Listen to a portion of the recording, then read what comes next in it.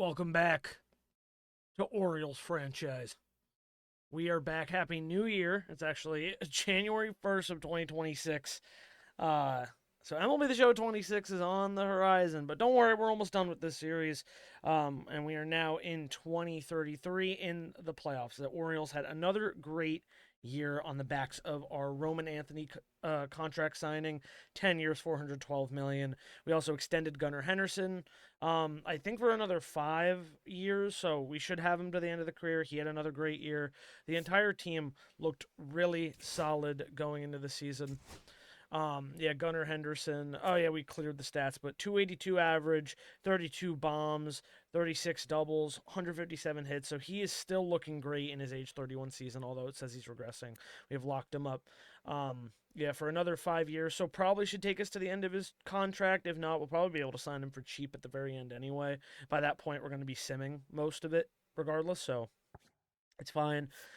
Jackson Holiday had another fantastic year, and he actually won All Star MVP this year. Yeah, that was a big thing.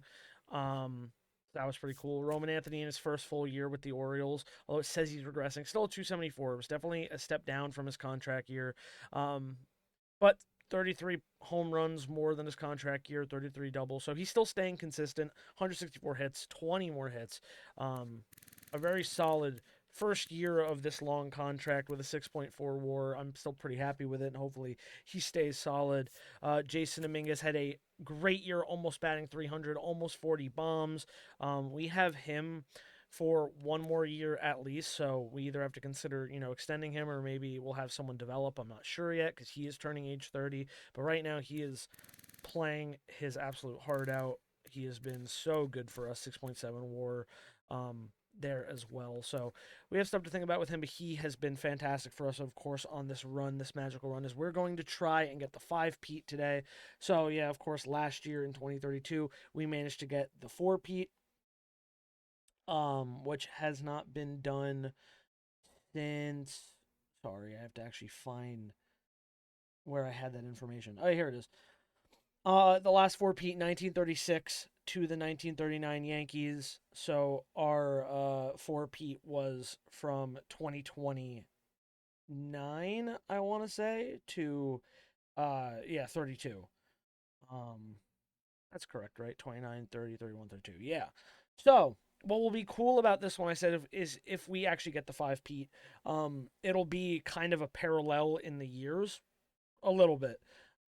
Because the only 5-peat in baseball history was by the Yankees from 1949 to 1953. So if we manage to get the 5-peat this year, it'll be 2029 to 2033. So, that same kind of switch of the decade.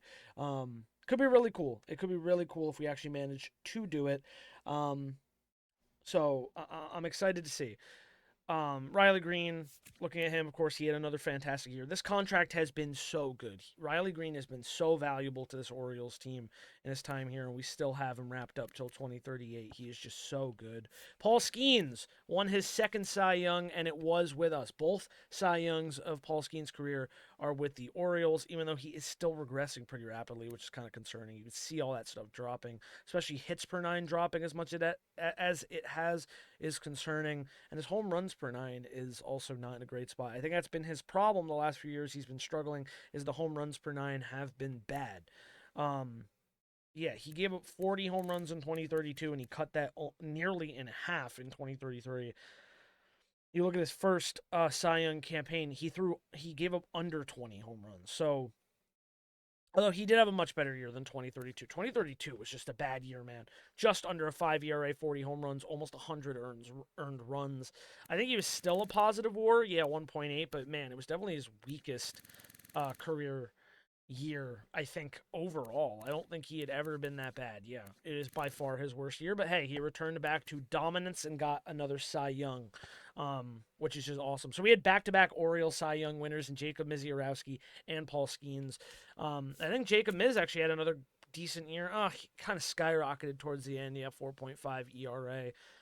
Still a positive win-loss, but, I don't know what to think of Miz, but he's still so cheap. We still have him on ARB. We might as well keep him around. I've said for a while the problem with this team is the patchwork pitching we've had outside of a few people who have stuck around for a while. Shane McClanahan was our ace for a while. Of course, we had the big signing with Skeens. George Kirby was here for about 3 years, and he was really solid for at least the first few. But yeah, otherwise it's been kind of patchwork. But we've added on some really good help. I mean, Ben Hess, I think he's walking after this year. He did not have a good year. I'm fine with letting him go because he's going to get more expensive. And yeah, like I said, he's a free agent. But we picked up Tony LaBruce in a trade, and he had a pretty great year. 29 years old and still getting better. And we have control over him for the next 3 years on cheap arbitration. I like. We have this guy Barton Gross. Don't have any stats for him in the minors. We don't have any major league stats, but he is on the come up, so he could be good. Still got Keeler Morph, Patrick Nixon, who had a really great year here in Baltimore. This rookie pitcher, 22 years old, had a fantastic year. A 2.69 ERA, 17-4 on the win-loss. 3.4 WAR overall. Like he might have been in the running. I can't remember. Ross Prescott, he needs a little bit more time to develop. He kind of got worse as time went on, even though he started hot. But I still have faith that he can, turn it around coming next year. Maddox Bruns. We have a lot of starting pitching depth still. I'm not too worried. We bolstered the pen with a trade for Brian Hudson, another lefty. He had a good year between the two teams. 2.97 ERA. He is getting worse, though, as he gets older. Mason Montgomery was an all-star in his first year. We extended him another 2 because he was just shut down, and we kind of need the bullpen help. Adrian Morejon had a bounce-back year, much better than his 2032, where he posted a near 6 ERA. But now at least he was just slightly over 5, even better than his 2031. We took a chance signing him this year. And, he delivered. I don't know if we're going to re-sign him yet because, the regression's starting to hit him hard in his mid-30s. So we have to kind of wait and see. We traded for Zach Agnos to the Mets. This is not looking like it's going to be a good trade. We might try to flip him in the offseason because we're paying $6 million for him for 3 years. That's what the Mets signed him to. And he did not have a good year, nor did he have really ever great years. So well, we try to flip him. For now, we got to hold on to him. And we also have Jason Foley on another 1 year. I don't know if we're going to re-sign him either, although he keeps getting cheaper. But he had another great year at age 37. But the big story of last episode, besides all these great guys, Vladimir Campillo as well in his first full season, 276 average, 23 homers. Of course, we helped him out by getting Mackenzie Ortiz in a trade, who was really good as well. 54 games he played between the two teams, 279 average. The strikeouts are a little high, but still a good hitter and good to have as a backup bat and a righty. So, we have good first base depth now, despite losing Jack Caglione. And I like that a lot. But I would say the big story, yeah, Dorian Soto had a good year. Big story, though. Sorry. We traded away 3 contracts eating into us of guys we probably weren't going to retain. One of them, Vance Honeycutt. So originally, as I said the last season, we were going to let Roman Anthony walk following 2032, and we were going to make Vance Honeycutt, promote him to our starting everyday center fielder. However, I thought about it off stream. I was like, Roman Anthony is a generational talent. He was so good at calculating the numbers in his time with the Orioles that I had to make a run at him, and if I missed out, I missed out. But I had to give it a shot. And it even further became evident to me that this was the move when I noticed that Roman Anthony was a 99 at age 27 going into that offseason. Vance Honeycutt was 28 years old, a year older than Anthony, and was only a 92 and not seeming to get much better. While he was good for us in little spots, pinch hitting, there were some days he started against lefties. Roman Anthony is a generational talent. We had to go after him and just hedge our bets on him. But also I would have, promoted Honeycutt if things had gone by the wayside. We didn't sign Anthony, signed somewhere else. But the fact that we had signed Anthony kind of gave Vance Honeycutt no room to go anywhere.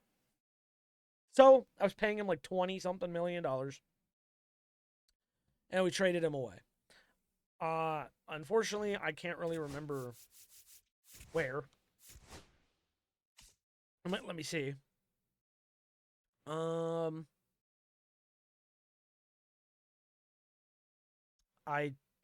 To the Tigers. That's how we got Tony LaBruce, the starting pitcher, and Rainer Arias, who is a good-looking prospect. Then we got rid of Jason Churio, who was making a lot of money, also on ARB. We traded him to the Cardinals, and B.J. Murray, who was the switch hitting first baseman who was like in his 30s, like a 70 overall. I was like, oh, that's kind of cool because he was like so cheap. But I ended up using him as leverage in a trade to get this amazing up and coming player, Mackenzie Ortiz, who finished really solid with us and was really good with us for the rest of the season. We acquired Zach Agnos and Mark Snell from the Mets for Sean Reynolds, who unfortunately, as much as Sean Reynolds was really good in this sim so far, he was really declining. He declined in the previous year and he kept declining in this year as we got towards June. So we traded him and Elmer Rodriguez Cruz, who also was just declining after some really good seasons and did not seem to get much better. We traded him to the Mets to get some relief pitching help and another starting pitching prospect in Mark Snell. We cut some weird money with Elmer Ramirez, who they kept forcing onto my roster.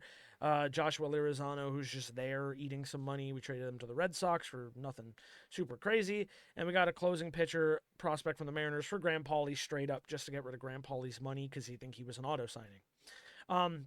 And sorry, but yeah, Jason Churio and Vance Honeycutt were the main ones. But the other big one was Kellen Lindsay, who was making like 20 something million dollars to basically just be my pinch runner. And the few games he played, he was batting under 100. Like, I think he had like a .083.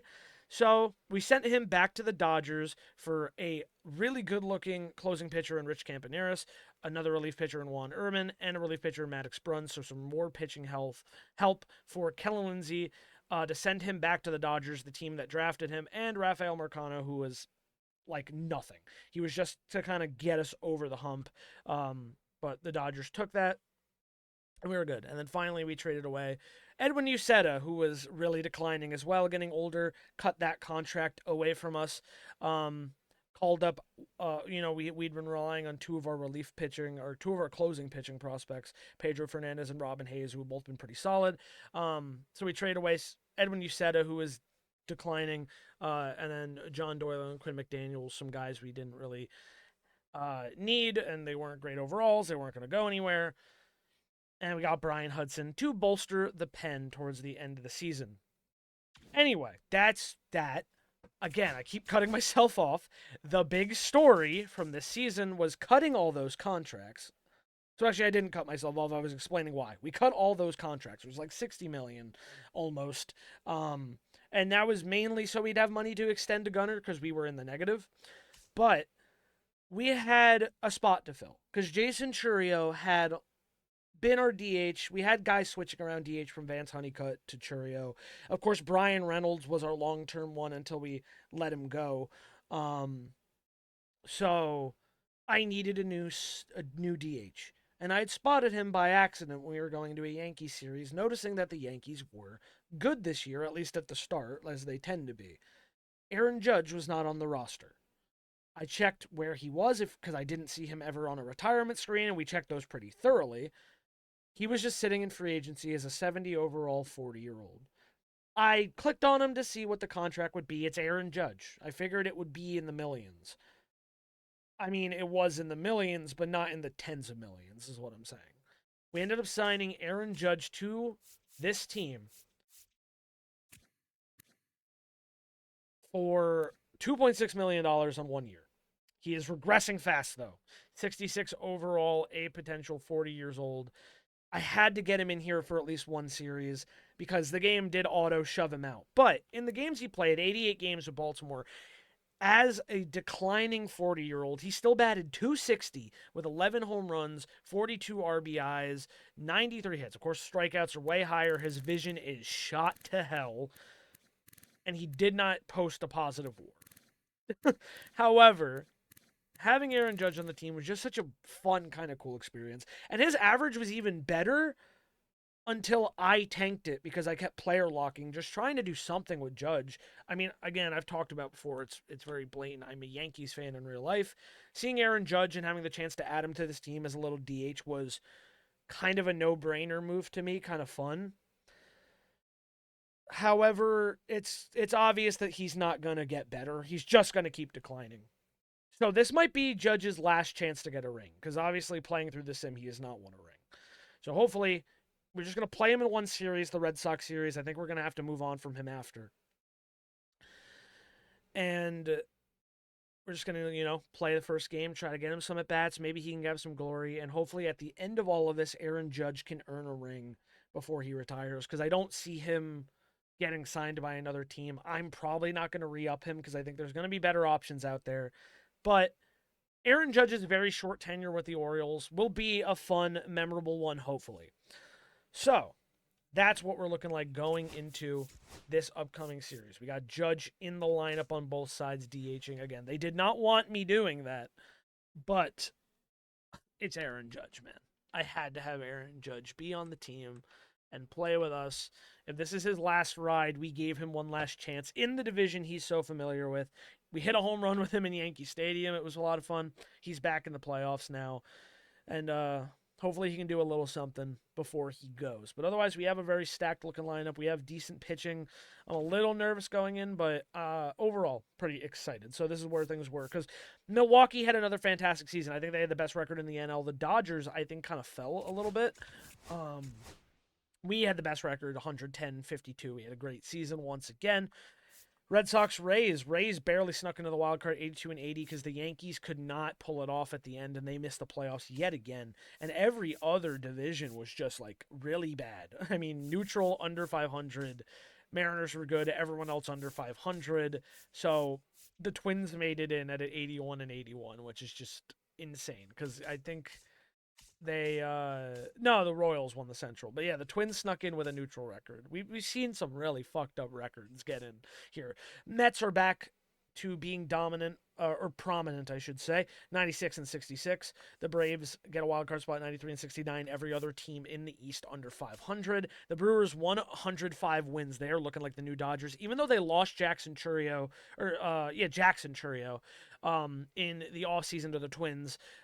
Didn't matter. They had another fantastic year, 105-57, like we said. Fourth-ranked team overall. And then the next best team in the Central that actually made the wild card 2 games under 500 is the Cardinals. Every other team under 500. And then the Diamondbacks actually won the West. They had 2 more wins than the Dodgers, who have fallen to a 91-71. I mean, think about it. Shohei's declining. A lot of their veterans have left. I saw Kyle Tucker play with the Guardians one year, and now he's sitting in free agency rotting as of now. No one signed him.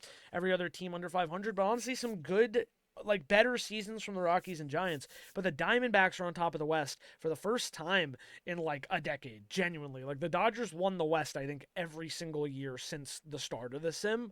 And now the Diamondbacks on top. But the Brewers had an insane season, 105 wins. They are trying to get back to the World Series. I really hope something happens if we can make it back, that we see a different team, because, man, this entire thing has been Dodgers and fucking Brewers, and I'd like to see someone else, man. And look at these Padres, bro. These Padres, 66-96. I never thought they could be this bad. It's so depressing. But yeah, that's how things are. We did all the wild cards. Boston swept Tampa Bay to move on. We're facing Boston yet again in the DS. Then we have Minnesota and KC. Minnesota beat KC this time, so KC will not be getting back deeper in the playoffs. And it's going to be Minnesota and Seattle. So these are all teams we've faced before. On the other side, Atlanta beat LA. So the Dodgers are out. We will not be seeing the Dodgers, but they are already down 1 game to Milwaukee in the DS. And then Arizona easily swept St. Louis, and they are 1 game up over the Mets. Now we move on to the ALDS. We are going to play this game 1. We are going to do quick counts probably. We're going to hop into the postseason. 20-33. Let's get it going. Game 1 against the Red Sox. Oriole Park, Camden Yards. We're going to play a full game. Orioles. Let's wear the oranges because I'm feeling it. Roman Anthony showing off. And let's get the quick counts on. Paul Skeens is our starter on the mound, man. Which we're also going to have to consider if we want to part ways with Paul Skeens this year. But we will definitely make sure we get a package for him if we do. But it's not important right now. The postseason is what's ahead of us. Aaron Judge next to his old pal Jason Dominguez. Our old buddy Jackson Merrill back in Oriole Park. Once again, the ALDS, Boston, Baltimore. A matchup that's seen a lot of action in this last decade. Game 1 of the ALDS coming up.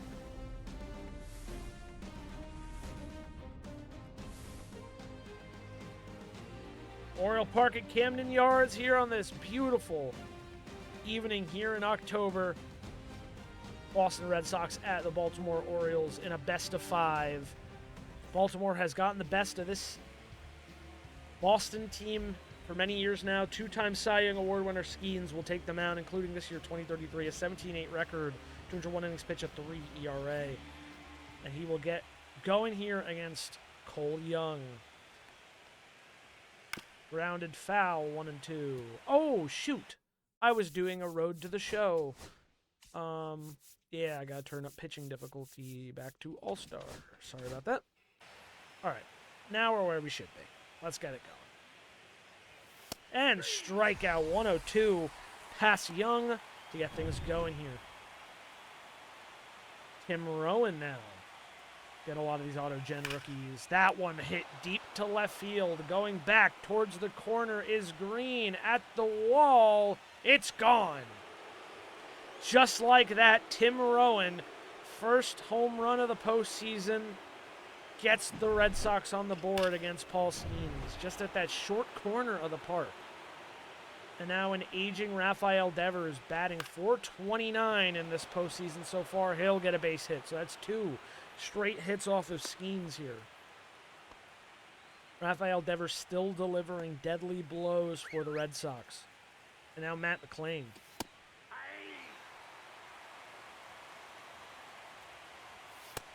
Takes inside, 101. Base low, it's a full count with 1 away. Skeens in trouble early. Foul and foul.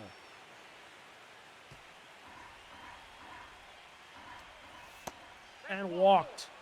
So now it's 2 on with only 1 out for Skeens as he quickly works into trouble. Now Zaire Hope.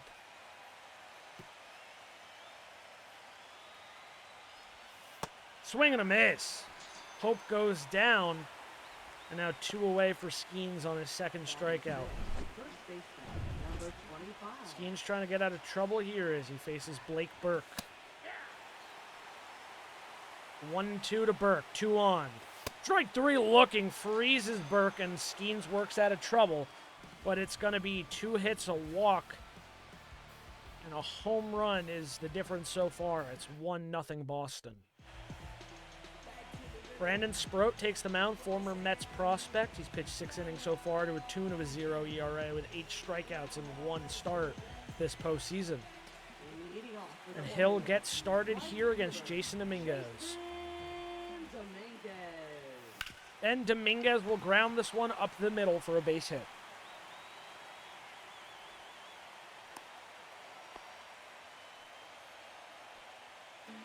And now Riley Green.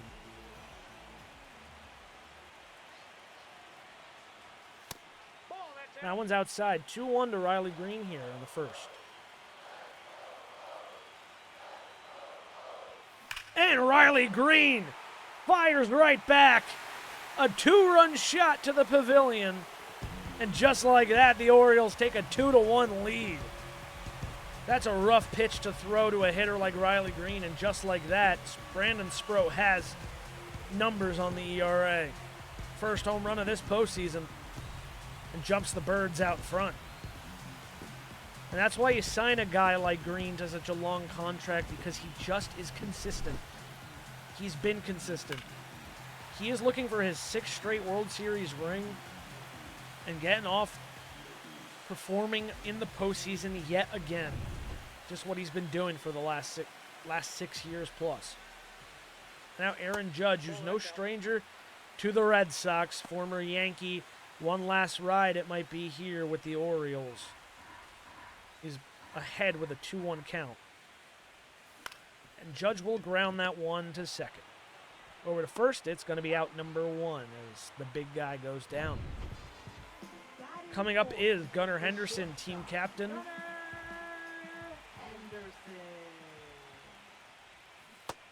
Bad swing and a miss there, 1-2 on the inside. Almost a 70 career WAR for Henderson in 12 seasons.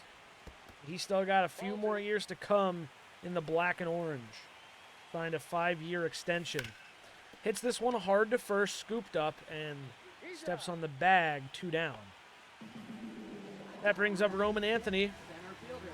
The newest long-tenured Oriole, 10 years, $412 million at the start of the season. He had a pretty solid year, and facing his former team behind in the count 2-2. Up high, it's full up. Vladimir Campillo on deck. Ready to get a taste of postseason action. And that's ball 4. Roman Anthony will draw a walk. First for Sproat today. And it gives the rookie Campillo a chance. That one runs in. It's 2-1.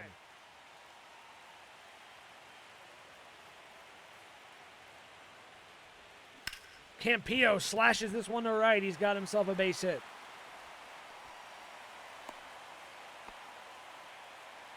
But now 2 on with 2 outs for Sproat, and Jackson Holliday will step up. A chance to add on more. Holliday, hard hit, but straight to the shortstop. Cole Young, that'll do it. But Riley Green puts the Orioles in front with a big 2-run homer. The second AB of this game for Baltimore. It's 2-1. And now former Oriole and Padre for a good while, Jackson Merrill. And he'll foul this one and sky it to left field. Green gives it a chase, but no chance there. That runs up high. It's a full count. Augustine Ramirez on deck. Strike 3 catches the edge of the zone. Could have gone either way, but Merrill goes down looking. 4th K for Skeens. Take a look at this one. Just catches the plate there. You can see it. You know, like, it could go either way, but, you know, from an ump perspective, it's easy to see how that would be called a strike. 1-1 for Augustine Ramirez, who's also got off to a hot start in this postseason. Soto backhands and over to first to Campillo. It's 2 down. Brings up Cale Fountain, the third baseman. Number 24.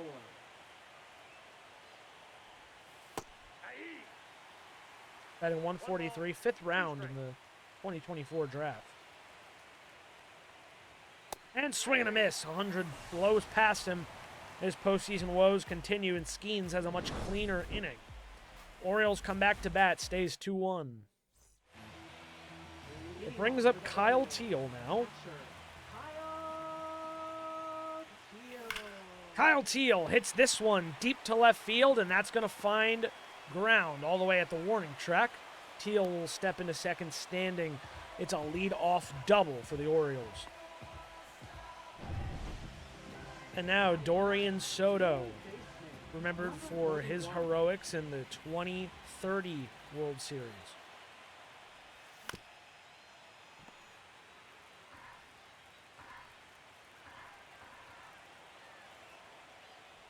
A Game 7 grand slam off the bench. That one roped hard, but straight to second. That'll be out number 1. Brings up Jason Dominguez at the top of the order. 37 home runs in the regular season this year.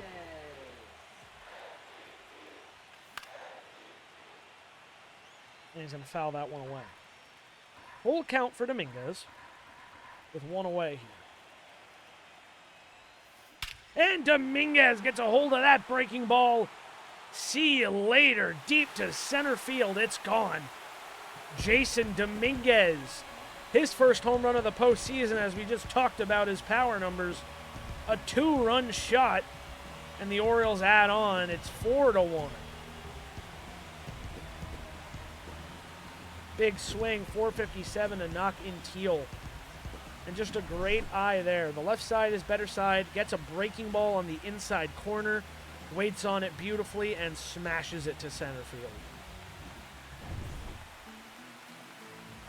Riley Green up again. He homered his last time up. And he's going to loop that one early on it straight to first. 2 down. And it brings up Aaron Judge once again. 11 home runs for him in the reg season. 88 games. 260 average in his age 40 campaign. He's going to hit this one to right field. It'll be caught on a line. And that will be all. But Jason Dominguez adds on 2 more with a big swing. It's 4-1.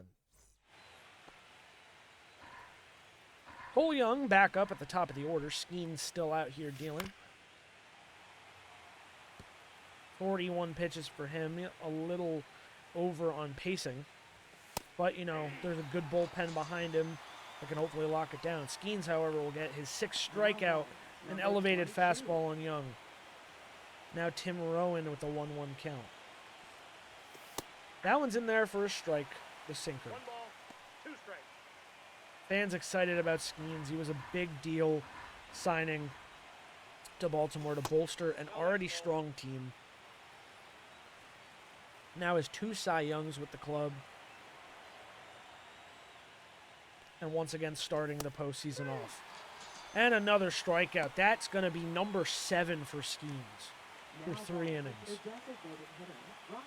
And now the ever-dangerous Rafael Devers, 1 for 1 today. A 500 average this postseason so far. Got a 1-2 count. Skeens deals and spoiled by Devers.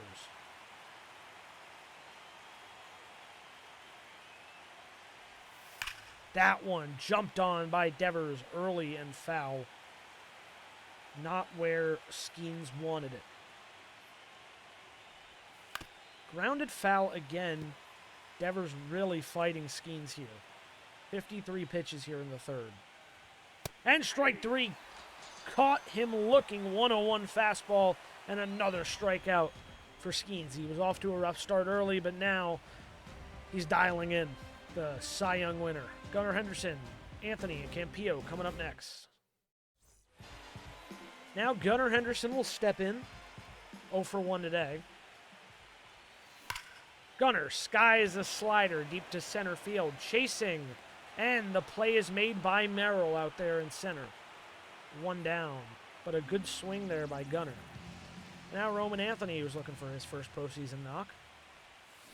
And he's going to ground this one up the middle and find it against his former team. So he's got himself a single with 1 away. And that'll bring up Vladimir Campillo.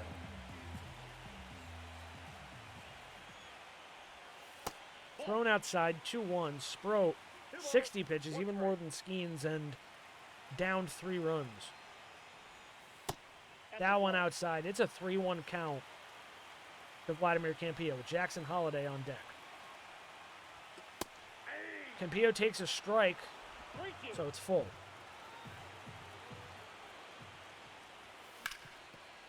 Hit on the inside. Great diving stop there for 2nd for 1. Offline. It's not going to be a double play. Fielder's choice as Campillo beats out the error. Or not an error, it's just fielder's choice, but the offline throw. Holliday will loop this one into center field, so now a runner in scoring position with 2 away. Brings up Kyle Teal. He had a double his last time up. Hit hard to the right side, but stopped by Burke. Flip to Sproat, and he gets out of trouble. So nothing added except a couple hits. Stays 4-1 Orioles. Skeens back out on the mound here in the 4th, facing Matt McClain. And swing and a miss over the sinker makes it 1-2. 1 ball, 2 strikes. Pitch. Popped up to shallow center. Anthony comes in on it and will make the grab effortlessly. 1 down. Now Zaire Hope 0 for 1. A sweeper in there for a strike, 1-2. Swing and a miss. Elevated fastball gets by Hope. He goes down. That's going to be strikeout number 9 for Skeens. Number 25. It's a good way to get your postseason started. Yep, that ball went out. Blake Burke acquired from Washington in 2032. Now getting to taste October ball. 3-2 count.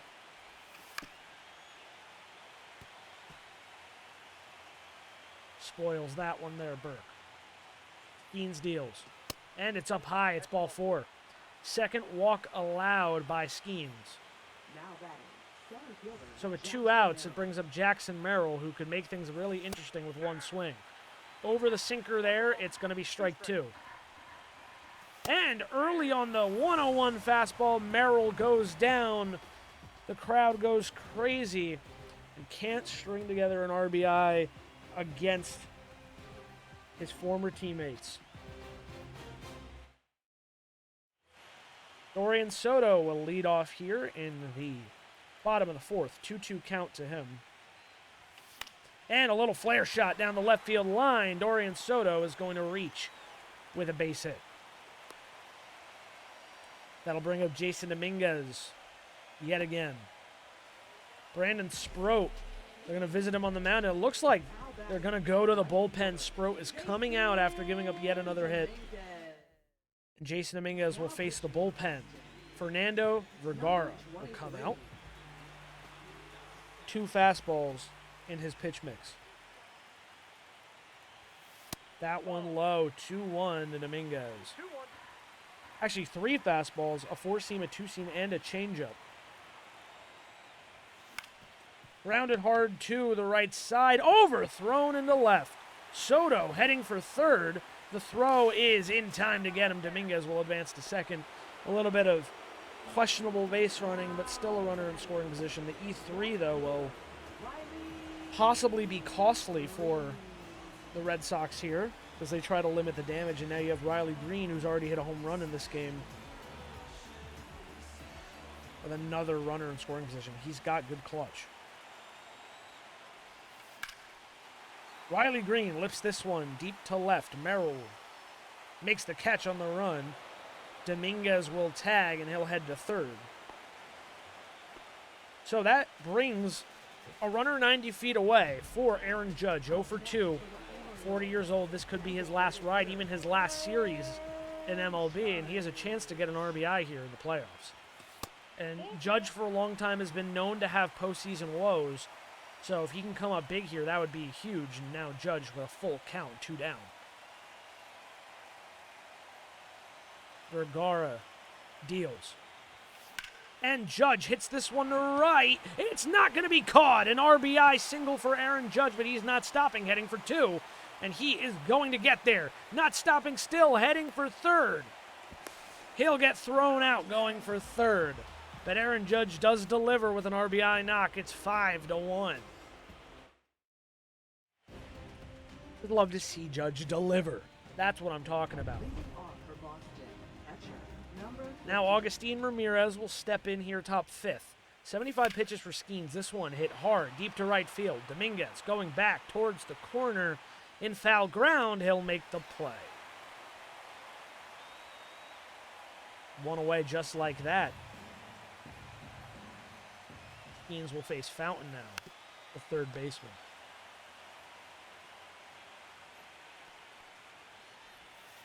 Grounded softly to the left side and foul. Strike 3, 101. Freezes Fountain, 11 Ks for Paul Skeens. Looking like the dominant ace he is. Now Cole Young, 0 for 2 at the top of the order. Swings over the sinker. 1 ball, 2 strikes. The pitch. And hit hard and foul.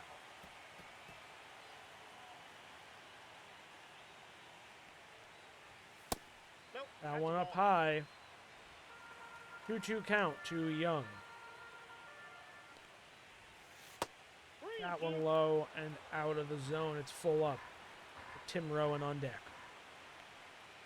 Swing and a miss. The elevated fastball does Young in again. 12 strikeouts for Skeens. It stays 5-1. Now Gunnar Henderson, he would have had a shot with a runner in scoring position if Judge did not try to advance for a triple. But now he gets a clean at-bat here in the 5th. He'll take outside, and he's ahead in the count 2-1. 2028 Hank Aaron Award winner, multi-time MVP, most home run derbies in league history. He's going to ground that one straight to first and step on the bag for Vergara. 1 away. Now Roman Anthony is 1 for 1 today. A walk and a single. And he's going to do it again, a hit up the middle. Not letting the Red Sox breathe for a second. Brings up Vladimir Campillo, who's 1 for 2 today. 35. Orioles lead by 4, 1 out here, game 1 of the ALDS. That's a That ball. one's up and out, 2-1. First round pick in the 2026 MLB draft for Baltimore, and he's turned into quite a good ball player. Campillo just under this fastball to center. Anthony holds up. Merrill all the way back to the track. Just missed that one, feet away from a 2-run shot to further expand the lead. Merrill makes that play look routine. And now Holiday. Holiday lifts this fastball deep to left field. And it'll be caught by Hope out there in left. So that'll do it. Rowan, Devers, McLean come up to bat. Leading off with a red Tim Sox, Rowan right steps fielder, in. He had a number home 22. run in the first inning off Paul Skeens. He steps back in again. Only 2 hits for the Red Sox, 1 single by Devers and the home run by Rowan, and a couple of walks allowed by Skeens. This one hammered to center field. Anthony backtracking, and he'll make the catch. 1 away. Now Devers yet again.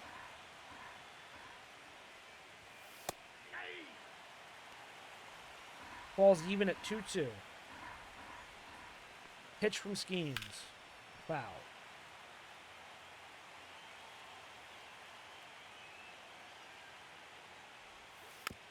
Fouled off again.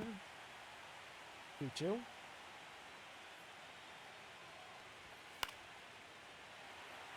Stays 2-2.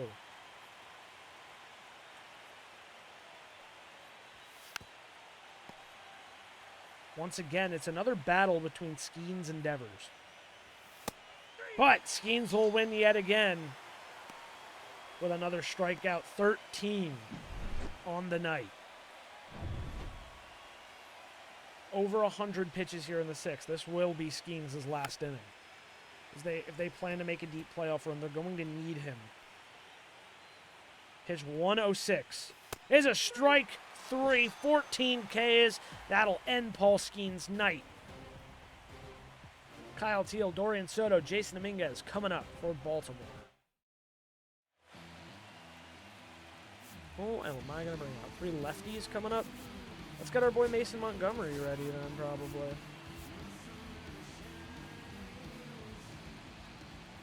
Kyle Teal now. 1-1 count. Fernando Vergara just trying to eat up innings for the Red Sox. Done a good job so far, even with his all-fastball mix. That one hammered hard, though, into center. Merrill will get it in quickly, and Teal has himself a leadoff single. Dorian Soto now. 1 for 2 today. Hits this one hard up the middle, base hit. And now 2 on. And no outs for the Orioles. Brings up Jason Dominguez. 2 for 3 today. Of course, he had that big homer to add on to the lead. Chance to do some more damage here. Strike 3 looking on the inside. Dominguez goes down. Didn't like that pitch, man. Riley Green steps in with 1 away.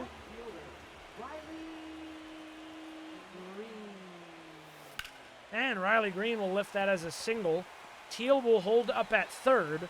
So the bases are loaded for the designated hitter, Aaron Judge. 1-1 count, 1 out. Bases loaded, nowhere to put Judge. Judge hits this fastball deep to right field, going back towards the wall. It's gone! Aaron Judge, a grand slam! Judge goes deep.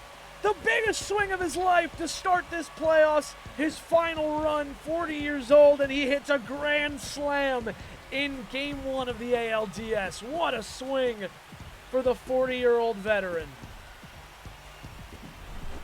He brings so much leadership as the former Yankee captain to this dugout, and seeing him play like this in what could be his last postseason run is just magnificent as Judgy goes yard. Just a magical storybook moment for the Judge. There is not a touchdown incoming. That was so cool. That was so awesome. Holy shit! I didn't know I'd actually get something there. Now Gunnar Henderson against the bullpen hits that one hard down the line, just foul. Only one out here. It's 9-1 now, Orioles. Count is 3-2. Roman Anthony on deck with a full count here. The Gunnar. That one runs inside. Gunnar draws himself a walk. Now batting. And now Roman Anthony. Roman Anthony. 2 for 2 today and a walk. That one gets inside, and it's a wild pitch. Gunnar will easily take second. So now another runner in scoring position with only one away. Roman Anthony unfazed. 3-1 count here. Gunnar leading off at second. That runs in. Anthony is going to walk. So that's back-to-back walks for the Red Sox. Now batting. Madrid struggling already. Vladimir Campillo could either do more damage or reload the bases. And he's going to foul away the splitter. Fall behind 1 and 2.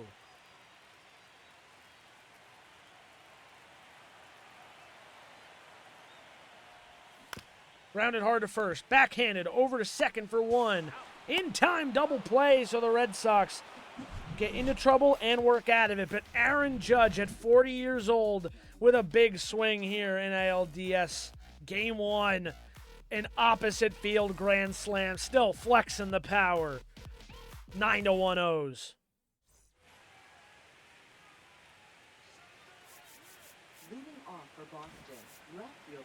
Number Coming into the game now after Skeens is Mason Montgomery, who was 8-0, 15 holds, a 2.47 ERA, and 91 innings pitched. He was quite good for the Orioles. They extended him for a couple more years. Now he's going to make a start or a relief appearance here for them in the playoffs. Hope falls ahead 2-1. 125 average for Hope. He's not quite developed into the player the Red Sox have hoped for when they traded Jarren Duran to the Pirates for him. Got 3-2. But you could get on. He does have some speed if he does. 3-2 count to Hope. Montgomery deals. Popped up to the right side. Campillo in foul ground. Able to make the play. 1 down.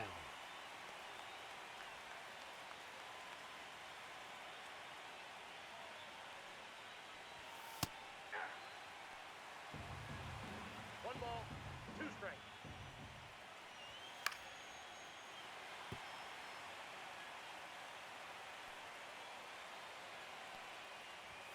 Swing and a miss. Montgomery takes Burke down. The second out. And now Jackson Merrill. Hit hard to short to Henderson. Over to first, and that'll do it. We go to the bottom of the 7th. The Orioles leading by 8. 9-1 Orioles. Paul Skeens, 6 innings pitched, 2 hits, 1 earned, 14 Ks and 2 walks. Brandon Sproat had 3 innings, 8 hits, 4 earned, no strikeouts and 1 walk. Aaron Judge 2 for 4 today with a double, a home run, and 5 RBIs. Jason Dominguez also a home run, 3 runs, 2 RBIs. The best of the Red Sox is Tim Rowan, the home run, the only run they have in this game. Jackson Holiday takes outside, and he's ahead in the count.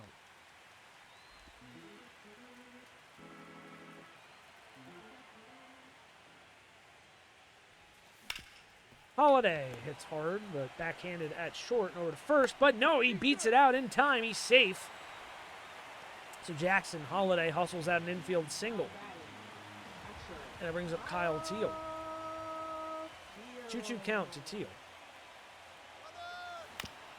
Fouled away, spoiled. Stay alive. Jackson returns back to first on the steal attempt. Inside out swing, straight to short. Holiday quickly retreats, one down. Now Dorian Soto.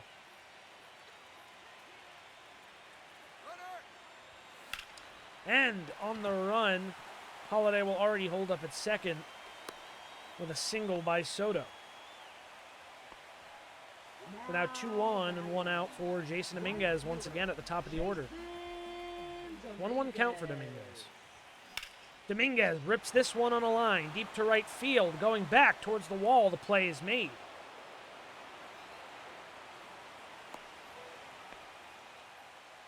So that'll put runners on the corners for Riley Green, 2 for 4 today with a home run, a single.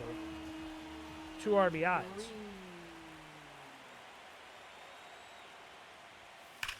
That one. Floating over the plate, deep to left field. He's done it again. Riley Green goes opposite. Another home run, a 3-run shot this time, his second of the postseason. And the Orioles are raining it on. Pouring it on, that's the term. It doesn't matter either way. Riley Green, second home run of this game. And back to the bullpen goes the Red Sox. A 12-1 lead here for the Orioles, and now Aaron Judge, who had that big grand slam earlier. He's ahead 2-1. 5 RBIs today. Edwin Uceta, the former Oriole for the last few years, he would still win a ring if the Orioles win at all. He would manage to earn one for his contributions to the team. But now he's trying to limit damage, and he cannot, giving up a single to Aaron Judge, who is now a triple away from the cycle. Unlikely, though, with only an inning to play. And his speed in his older age. Gunnar still can't find a hit here. He has a walk today.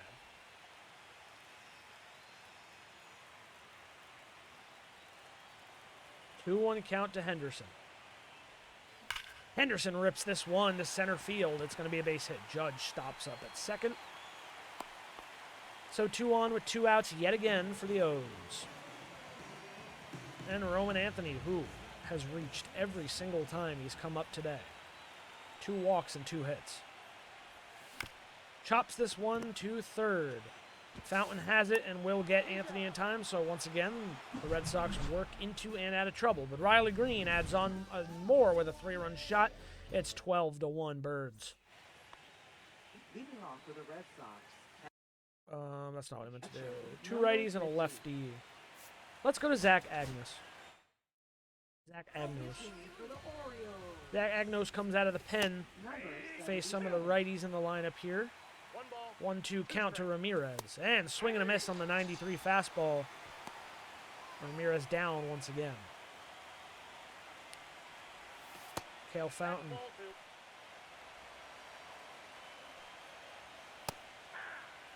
2-2.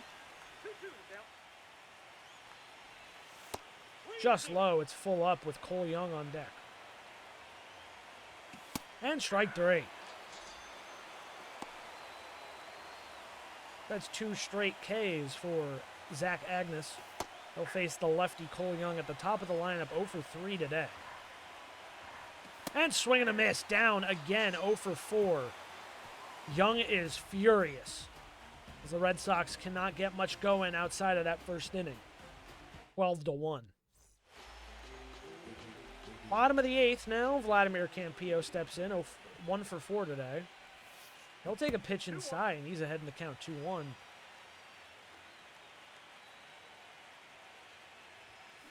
Campillo, hard hit, but straight to the shortstop. 1 down.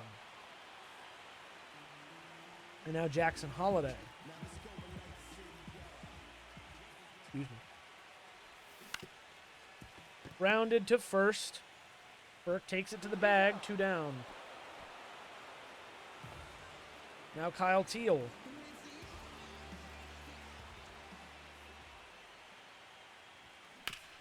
Hard hit straight to first, and he'll take it unassisted as the Orioles go down in order to their former teammate Edwin Uceta. The Red Sox Have quite a mountain to climb, though, in the ninth. Agnes staying out there to face Tim Rowan. 1-2. Swing and a miss. Agnes with the K, his fourth strikeout, as he struck out the side last time up.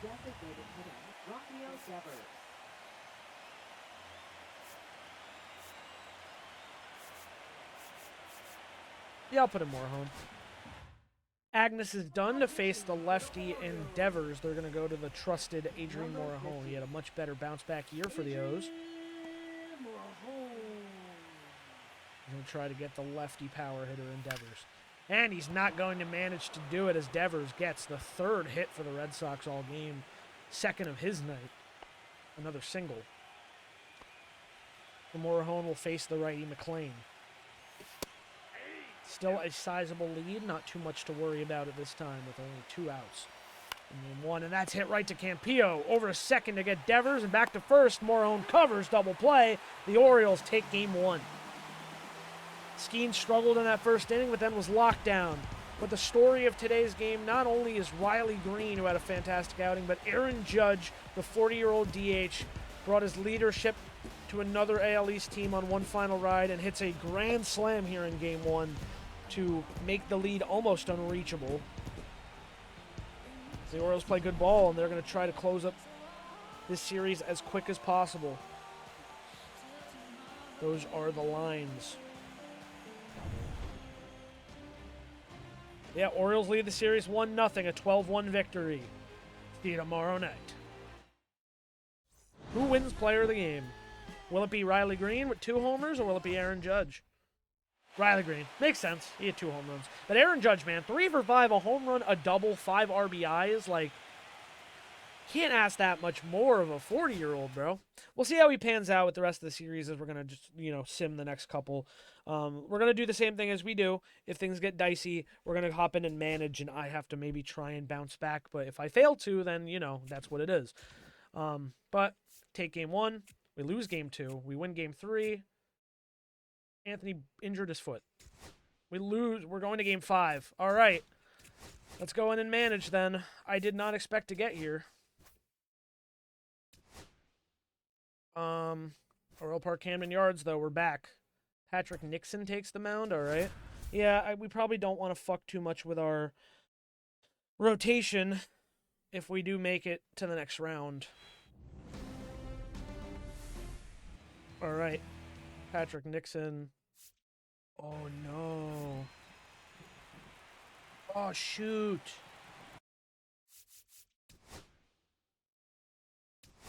Save and exit. Maybe it'll let me hop in and play. I'm going to make a new save. I might have fucked that up, though.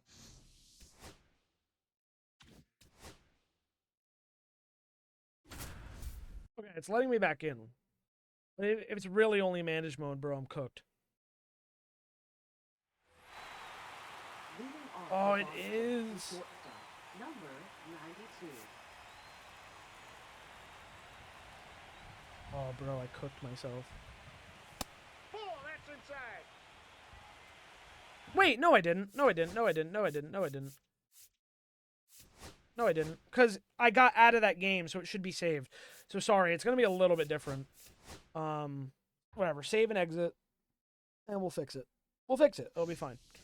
So, we just press exit, and then we press load save file, and then October 2nd should be after we won game 1. Indeed. All right, we're back. Sorry.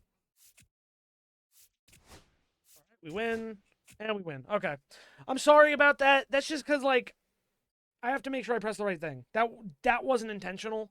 I also do feel pretty confident, though, if I played, we would have been fine. But either way, we're moving on to the divisional, and we're playing the Twins.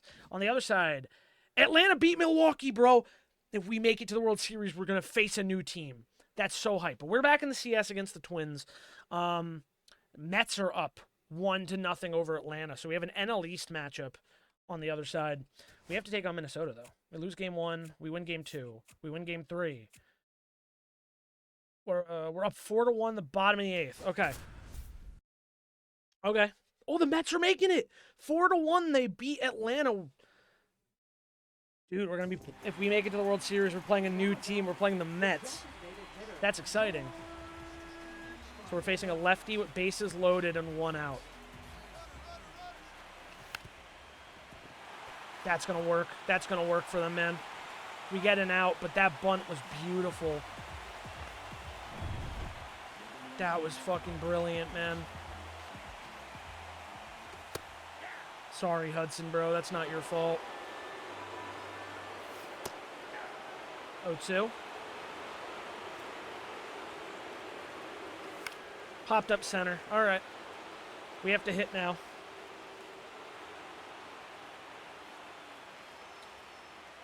All right, we're going to have to enter the game, man. Lincoln Simpson. Jason Dominguez. Oh, thank you, umpire. I can't see, bro. I got to play against these dumbass uniforms. That one I should have hit. Okay. Let's be patient. Let's not worry. That one's grounded straight to short. Okay. Well, remember, no extra innings, like runner in playoffs, so we're still okay. That one's hit the left. It's going to be an out. Oh, bro, I thought I was all over that. It kind of was good. PCI barely missed anything. Oh, my God. I think I have to pinch hit for Aaron Judge here, man. I don't have a lefty that's better, though, unfortunately. I probably have batters that are better. Harry Ford probably would be better.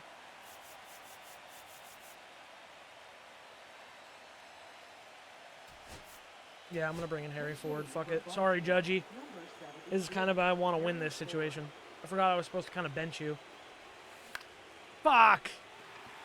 Bad inning, guys. Alright.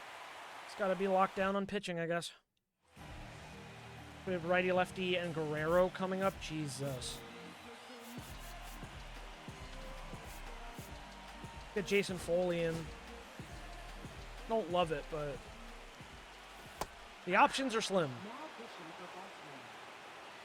Number 68. Jason Foley. The Twins have always given us some issues. 0 for 4, Jackson Churro. Hey, man, we were good to your brother. Popped up right side. Campillo. Settles. Makes the play. Jace Young.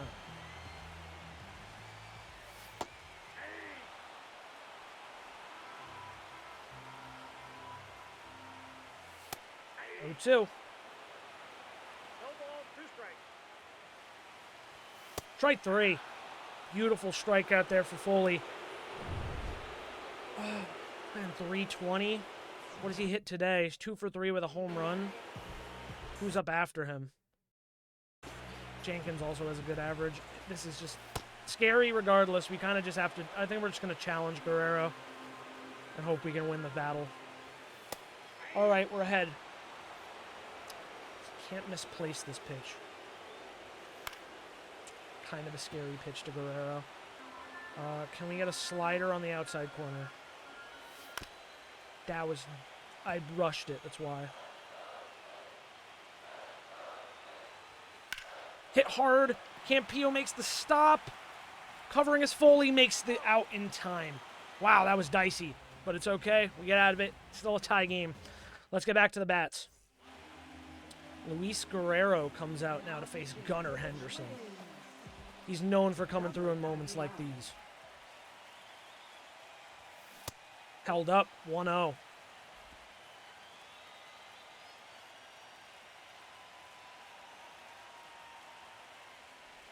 Inside, 2-0 on Gunnar.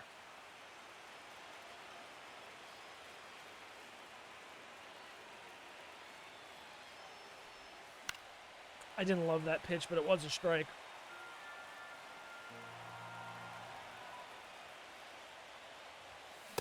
God, I hate hitting in this shitty stadium, bro.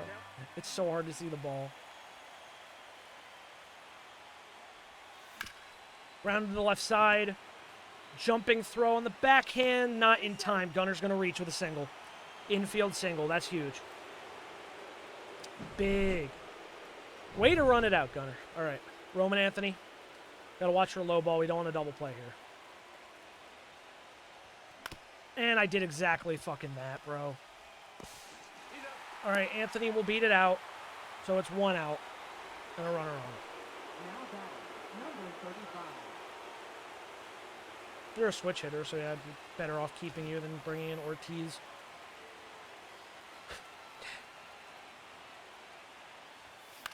Oh, a little flare shot down the left field line. That's base hit. Anthony will hold up at second. We got something working. We got something working. Who's up after Campillo? Soto? Holiday. Love that. Actually love that. Oh, Holiday rocks this fastball deep to right center. It's going to be off the wall. 1 run will score. And 2 runs will score. It's a big 2-run double for Jackson Holiday, and the Orioles take a 6-4 lead here in Minnesota. Just absolutely missiles this fastball off that deep part of the yard. Knew it was going to play off the wall. You could see the outfielders ready to field it. That's a big swing for Jackson Holiday with only 1 out. Minnesota goes to the pen. Marco Raya comes out to face Kyle Teal, the lefty. And Kyle Teal rockets this one to right, a base hit. Holiday holds up at third. Still 1 out and an extra runner 90 feet away. That one runs in 1-0 on Soto. 2 singles, 2 RBIs in this game. Chance to tack on more. Up high 2-0. 2 balls, no strikes.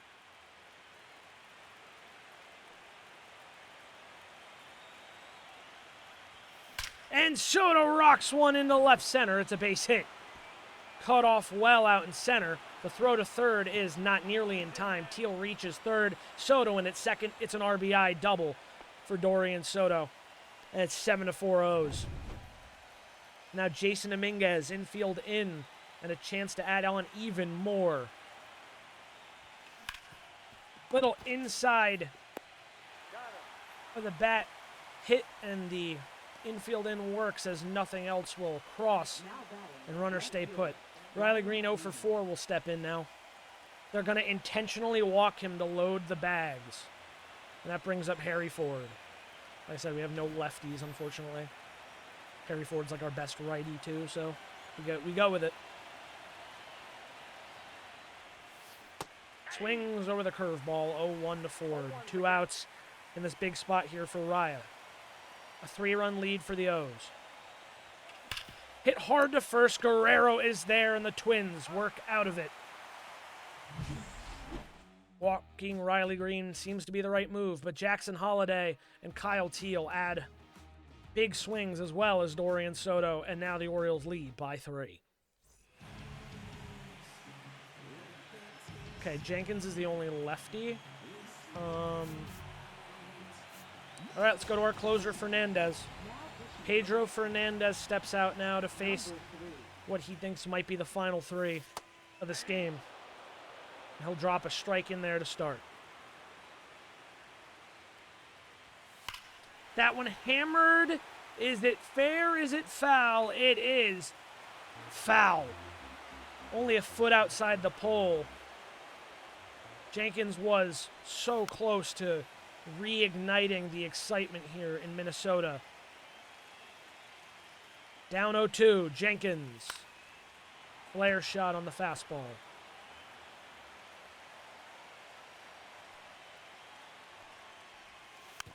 Fouls off the sweeping curve.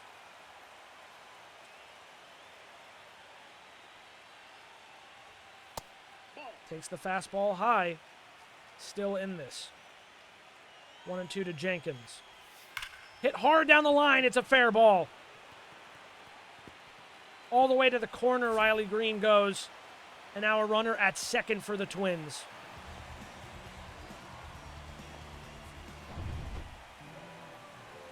Now Ezekiel Tovar. Rough call there for Fernandez. That's ball two. Quickly down 2-0. 2-0 Fernandez in the count. He gets back in with a strike. Grounded foul for Tovar.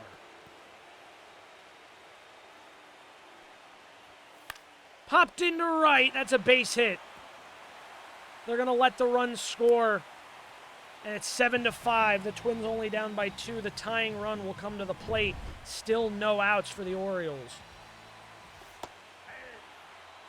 Fernandez with a strike there. Triantos down 0-2. In the dirt. Tovar stays put. Steele makes the block.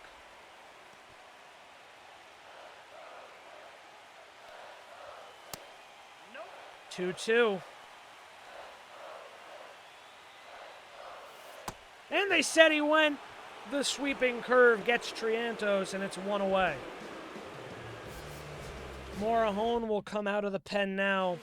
Fernandez could not get the outs done. And now it's Austin Wells, who's 0 for 2 tonight. Hit hard, but foul.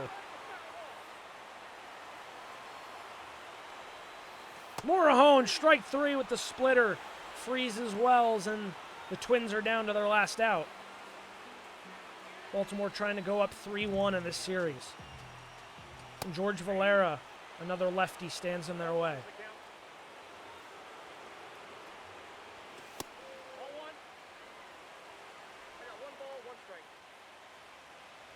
Strike 2. Morahone deals.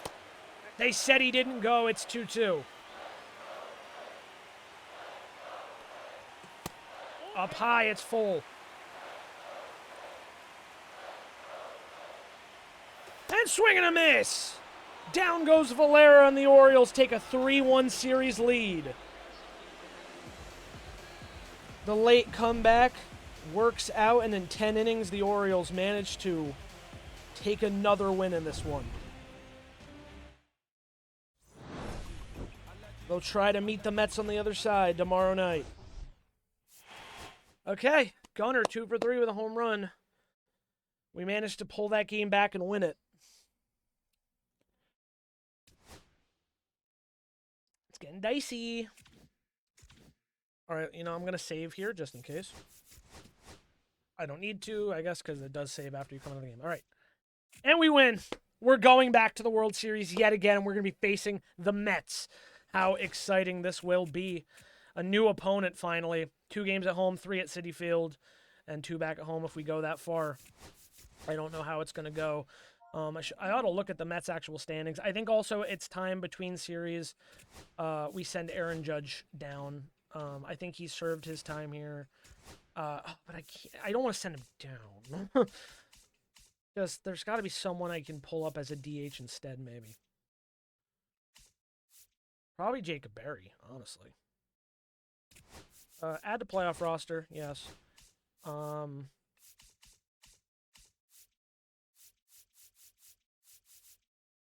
let's send... Did I only have you for speed? Maybe. But don't you have, similar speed? Oh, no, you're slow as hell. It's who do I want to send down? Maybe Pedro Fernandez?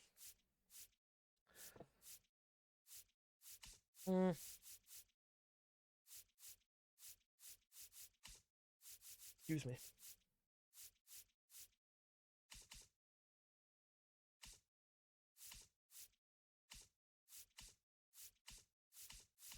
Yeah, I think I'll just send down Rainer Arias. It's risky to keep Judge in the lineup.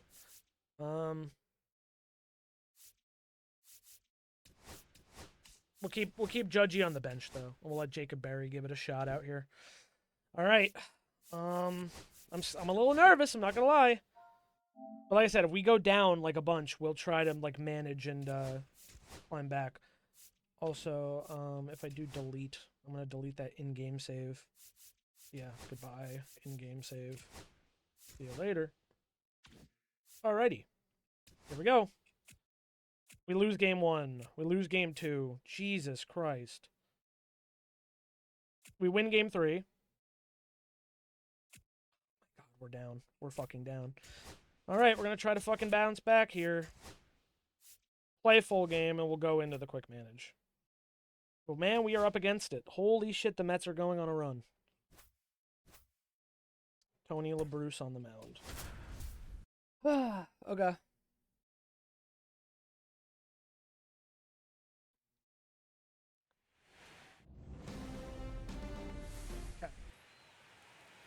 I'll start by trying to hit the first inning. Oh, I forgot they signed Crochet.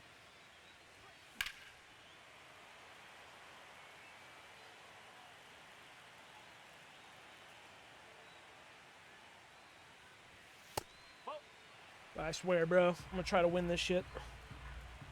They're going to try to play all these games and climb back. That's not a good start.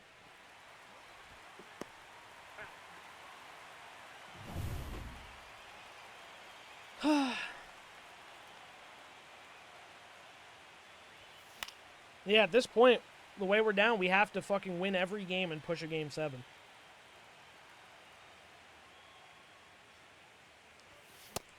Oh boy, we're off to a tough start. No ball. 2 straight.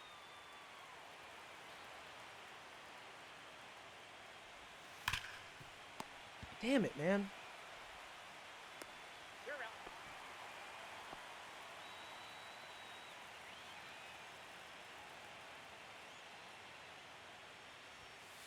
That's a ball. I mean, it's Crochet, bro. We're up against it. We're fucking up against it, for real. I don't even know who's in this Mets lineup outside of Soto, obviously. Soto trying to get his second World Series ring, and I plan to stop him. Up the middle, Jacob Berry gets a base hit.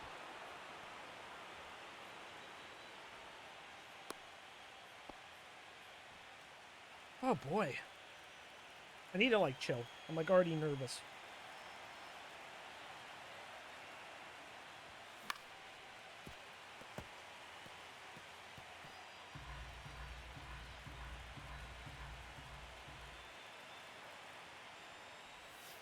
One ball. Okay. 1 strike. Okay. I see you, Crochet. Damn it. Ball.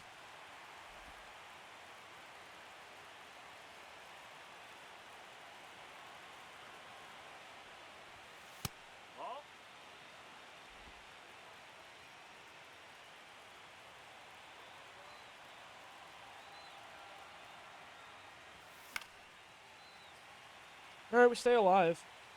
It was likely a strike.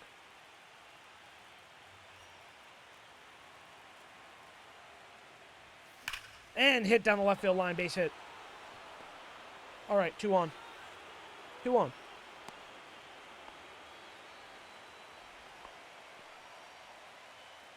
Oh, Ryan Clifford, too, they have, forgot. He's like a MVP. Harry Ford with a nice piece of contact, but it's going to get stopped. The Orioles don't get anything done in the first. Okay, come on, Tony. A walk. A stolen bag. Caught stealing. Another walk. Brother, Tony! What are you doing? You're fucking cooking.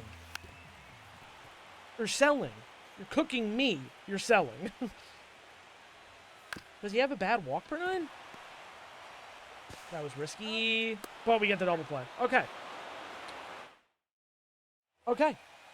Leading off for Baltimore. Come on, Roman. Center fielder, Roman Anthony. So many lefties, bro. Still a problem with me. That was an easily destroyable pitch. Dude, the Mets want something this year, bro. It's been a long time for them. I'm not catching up to the Crochet fastball.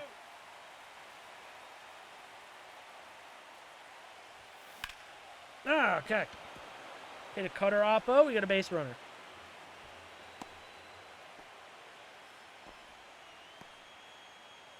Come on, Campillo.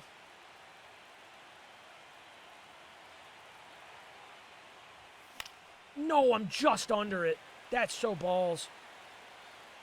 Soto's going to make that play.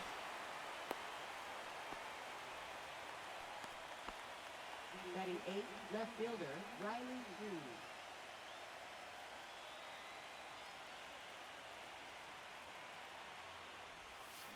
Oh, Riley Green. Oh, I just missed that one, too. I have so many lefties. All the lefty shit's going to be brutal against Crochet, man. I'm going to have to start hitting it, though. George Lombard gets a start.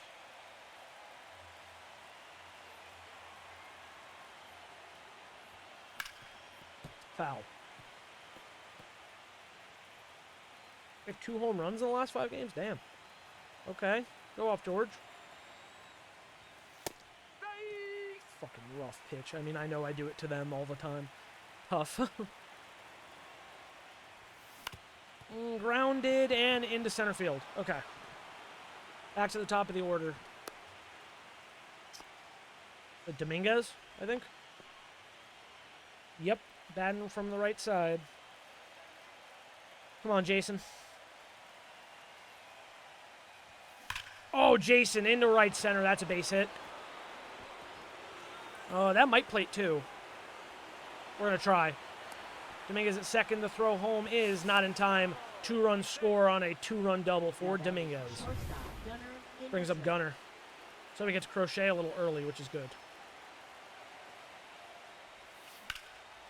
That sucks. That sucks, bro.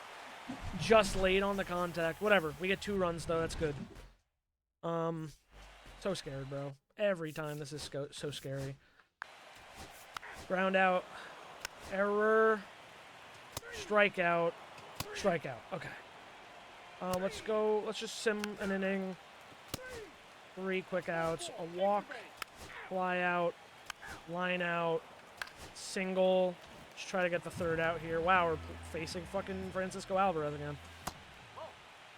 I need a decent game out of LaBruce. Fucking what? Umpire? Bro, selling to the Mets. That one was me, but the other ones. No, if I walk the bases loaded, bro, it's like mound visit time.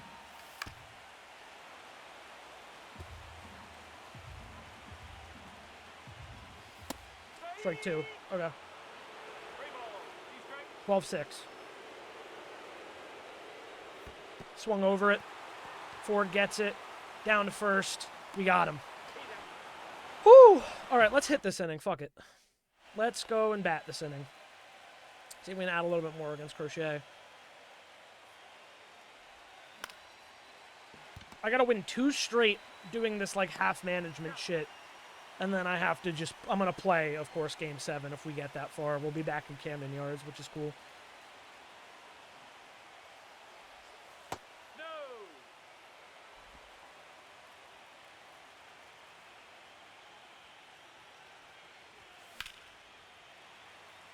Sucks being late on that. It's just cool to face a different opponent in the World Series, man. The Mets. Finally, someone new. Although that's not great. I'd like a lot more runs, bro, but 6 runs scored, I think. Oh, wait, that was for Campillo. I thought I was saying overall for our team. I was like, that's rough. I'm still struggling with my timing. I'm still late on a lot of things, but the PCI placement's not terrible. Late on it. Yeah, okay. Oh, I'm scared. AB, fly out. Line out. Langford, home run. Ground out. Okay. We're only up by 1. We're only up by 1. We gotta add on. Dude, I'm just missing these. Fucking get out of here, Soto.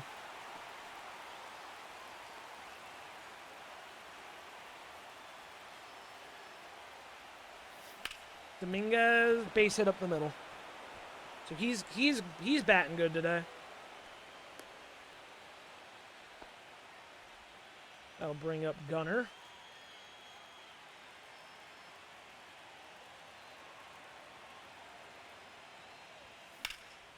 I was ready for the high fastball, and I've still laid on it.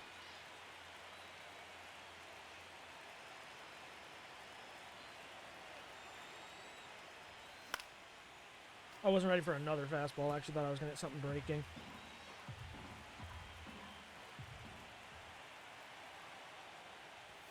Oh, Gunner!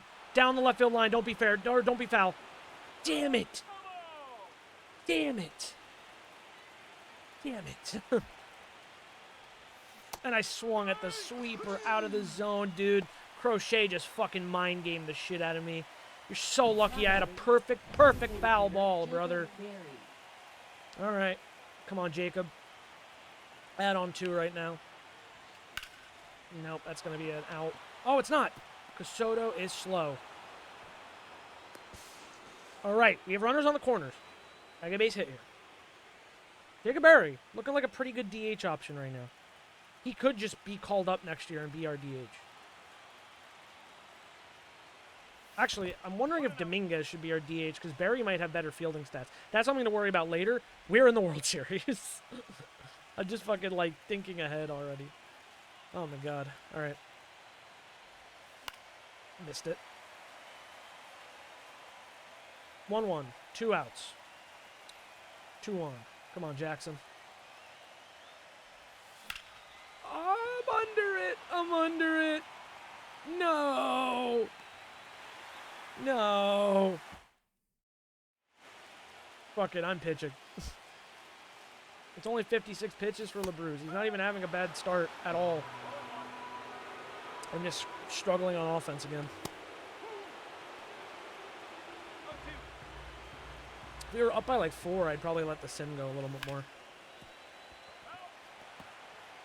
But only being up by 1. I was waiting for it. The sim always gives you that fucking nice, juicy solo shot. If not worse. God, they're not biting sometimes. I mean, we are an all-star, so.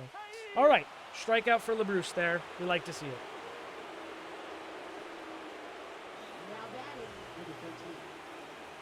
Max Clark. I forgot they signed him in the offseason, too. Oh, thanks for that one, Ump. Appreciate it.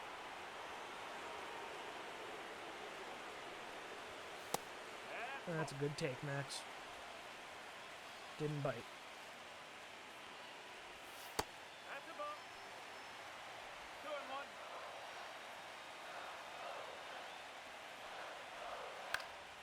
That's a base hit. Shit. Get him a second, Dominguez. Nah, he's just too fast, and Dominguez had a bad animation read. Okay. Runner on second. Jet Williams.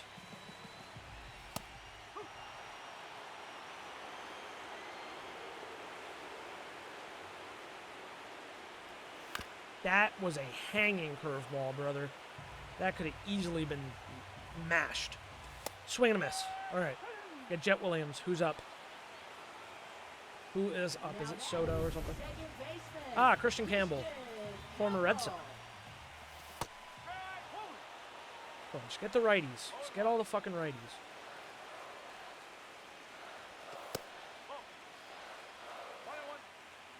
Boston, Miami, and then the Mets. What an interesting career trajectory.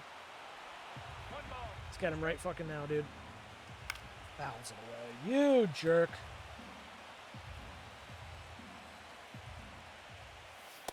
No bite. 2-2.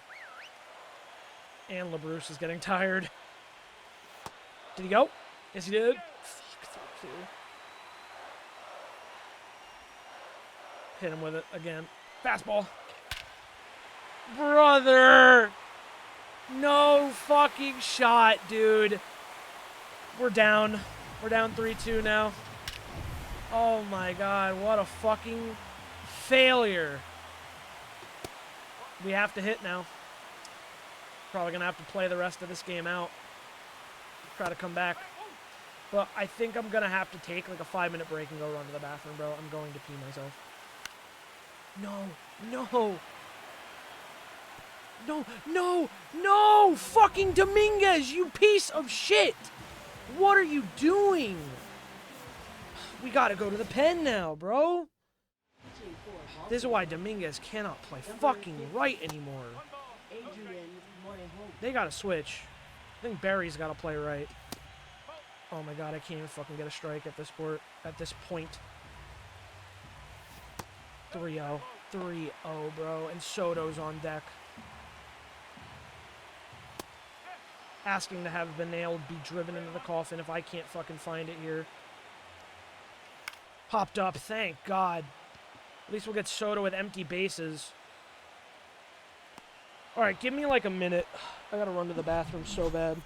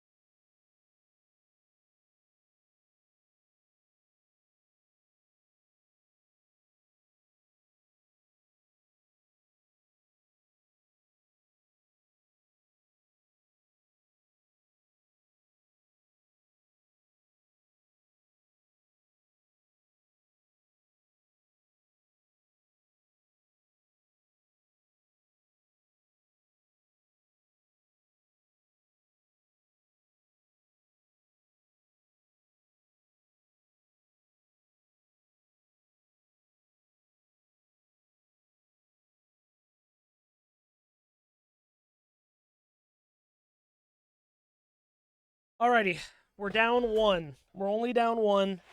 A lot of ball game left. Let's get right back in this.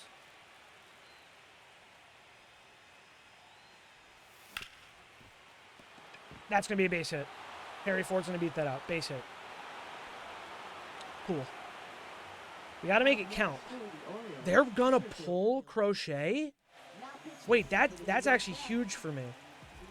They're going to Brandon Williamson, another lefty. Brandon Williamson. All right. Close my eyes. No, he's not. No, he's not. What the fuck are you on? I can't even challenge, bro. What?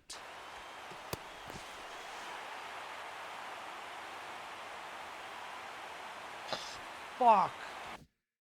I had a bad feeling about stealing with him, too. Dude, this is gonna be a fucking failure. Oh my god. I'm choking hard. Come on, Campillo. Now we have 2 outs quick. I didn't want to swing. I tried to check. Stop.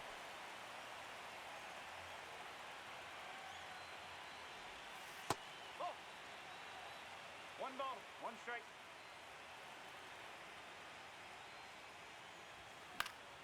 Under.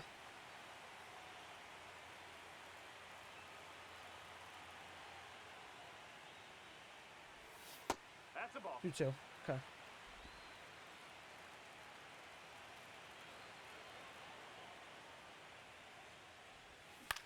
I'm under it. Or I'm like off to the right. Fucking terrible inning, guys. Terrible inning. Down.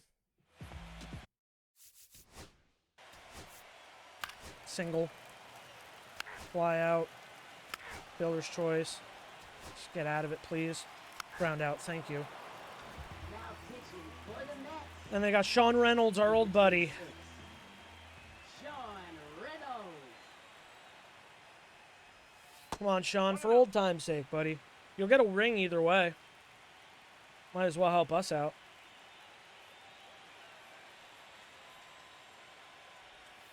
Ball 2-0. Gotta be patient, man. We just gotta be patient. No strike. Still innings to work with here.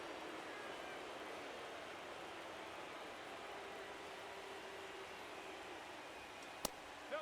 3-0. 3-0.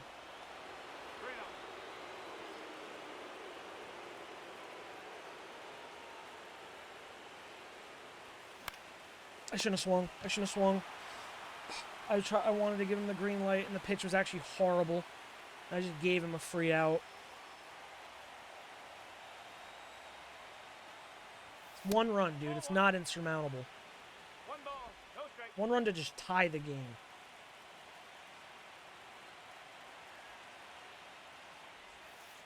Ball.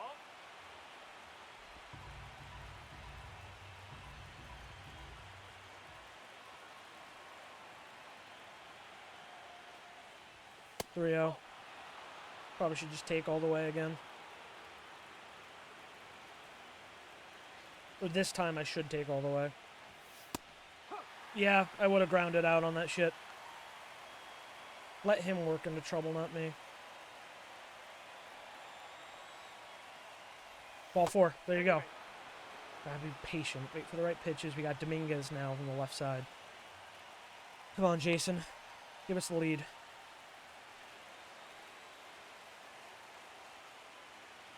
Inside. Alright. Like I said, let him work into fucking trouble.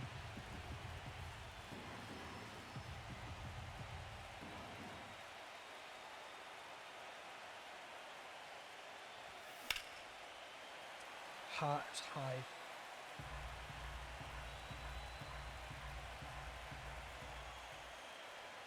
Okay. Low and out. 2-1. We're ahead. We're ahead.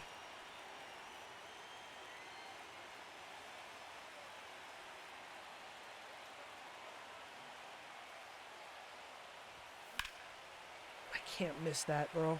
Can't miss that kind of pitch.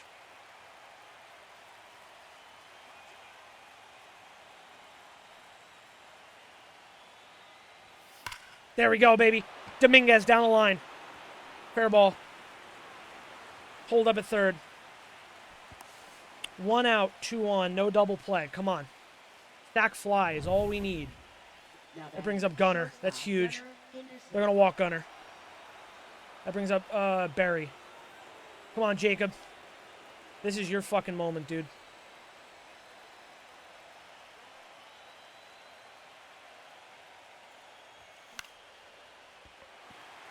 It's not going to be enough. It's not going to be enough. I fucking swung at a bat pitch, bro. I'm actually mad at myself for that one because I just had the keys to the fucking kingdom, dude. And they're going to pull Sean Reynolds as he does whatever. And we have another righty in Tyson Neighbors and Jackson Holiday, so we got to make this shit count. It's fucking line out. Dude, you are joking me. This game is fucking joking me. Like, it is unreal, bro. No. You get back in there, bro. Fuck off with Jason Campbell, bro. I'll fucking hit him. I don't give a shit. Skip it. I know he fucking hit the home run. Shut the fuck up, game. Let him fucking steal, bro. What am I gonna do?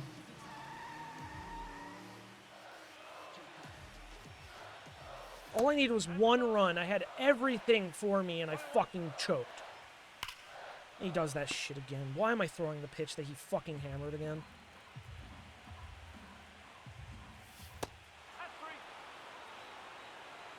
Oh, we have Ryan Clifford now.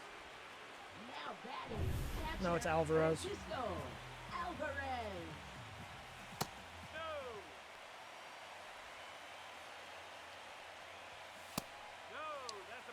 That is not a ball, you shit-ass umpire, bro.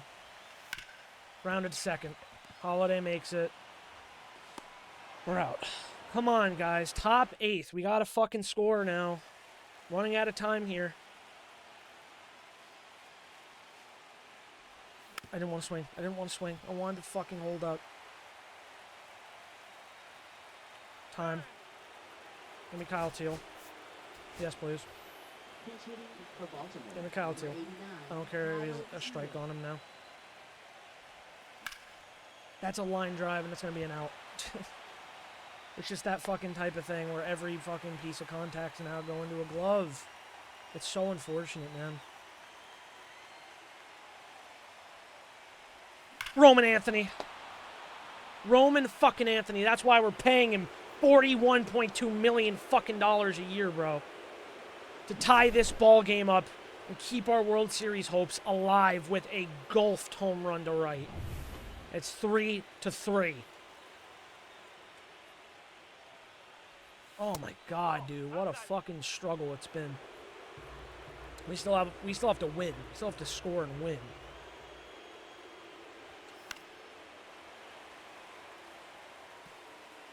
One.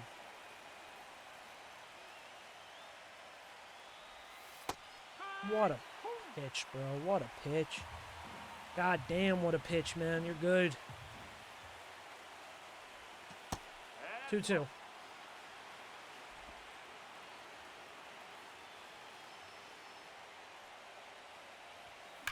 Base hit. Keep it going. Keep it going, boys. Come on. Come on. Riley Green.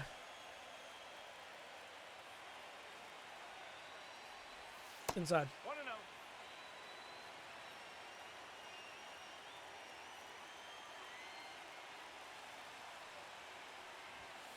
No, that's high. Okay. Dude, this ump zone has been fucking horrible.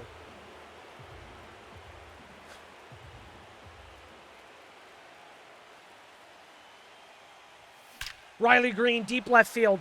Going back towards the wall. It's gone. The Orioles have the lead. The Orioles have the lead in game 5. 4th home run of the postseason for Riley Green. Orioles jump ahead 5-3. Oh, man. 2 big swings from the O's. A big swing from the lefty Green here. 2 of the big, long 10-year contracts from the Orioles come through.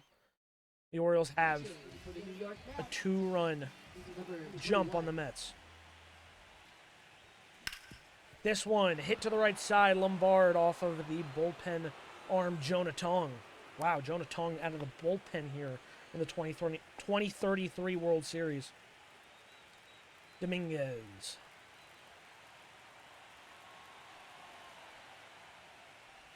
Hits Dominguez. So 1 out and more opportunities to score. Gunnar Henderson will get a shot here, 0 for 3 today.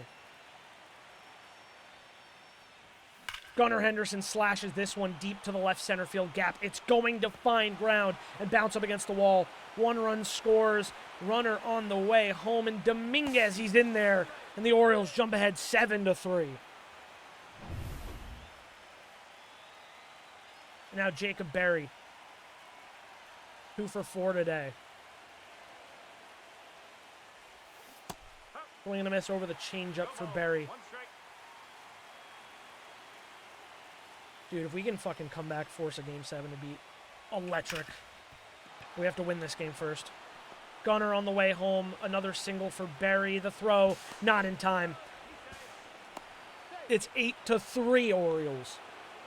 They have stormed back 6 runs this inning in Citi Field. And they're going to go to the bullpen again, which is good. We're expending their bullpen arms for the next game. Noah Cameron now. Holiday fouls off a changeup. Jonah Tong really let the game unravel here.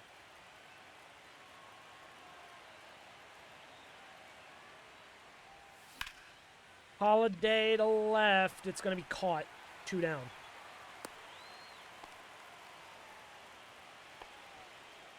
Now Kyle Teal.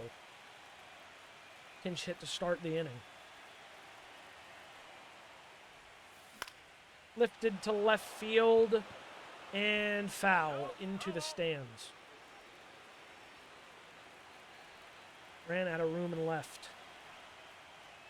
That one outside, 1-1.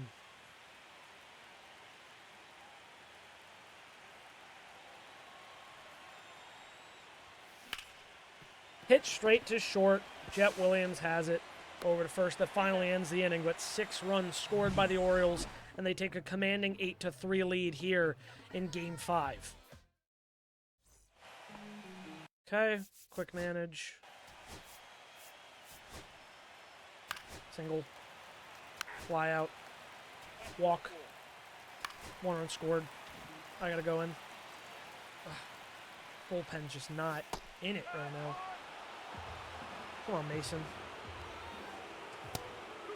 Okay.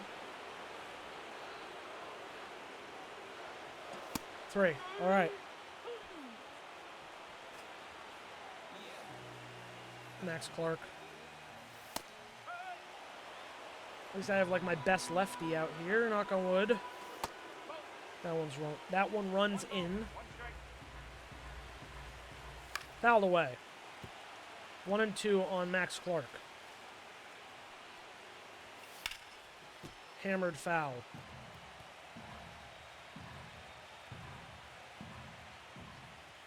Strike 3 on the corner. Mason Montgomery shuts down a Mets rally, but they do score one. It's 8-4. Orioles come back to bat now against Noah Cameron. Roman Anthony, the one that tied this game up now, batting here. 0-1 count. Dude, how do I miss those so often?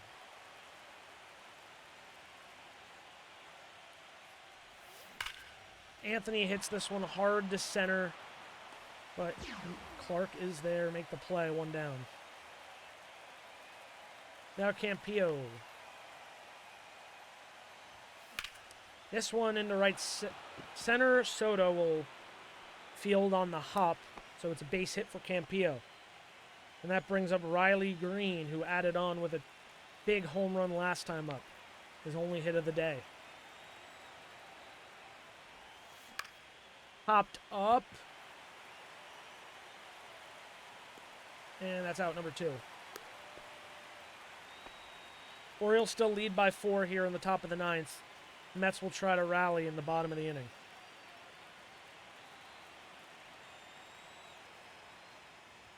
Lombard, hard hit to center, but right on the line, right to the glove. Making good contact, man. A lot of it just not finding grass. All right. Let's put in Robin Hayes. Now pitching for Baltimore, number 34.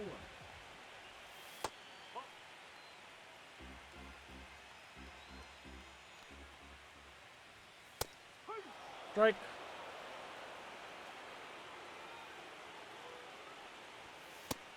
Strike 2.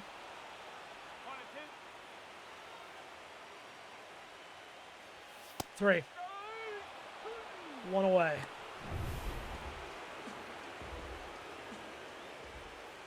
So yeah, we go back to Camden Yards, though, if we survive this game here with 4-run lead. 0-1 on Campbell. He had the big go-ahead home run earlier. Dude, umpire? What the fuck kind of rocks are you smoking, bud? Holy shit, that was like 3 inches inside the corner. Dude! Oh my god, fuck me over twice, why don't you, bro? Buy me dinner first. Someone's being paid by Steve Cohen as well. Popped up. Suck my dick, Christian Campbell. Let's fucking force a game 7, bro. Still have a whole nother game to work through.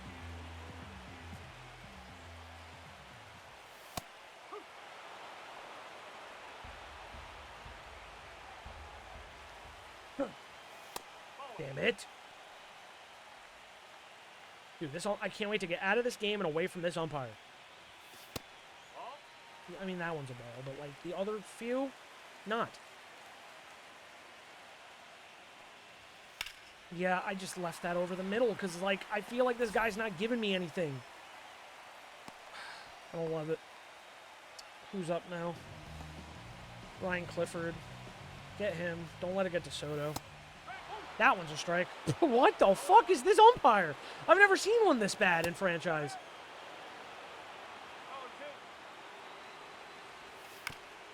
Yeah, of course you're going to swing at that. You don't know where the fucking zone is. Come on, buddy, bite. 2-2. Fuck me. Cutter. Yes! Strike 3. Orioles take the win. We're going to game 6. We're going to game 6.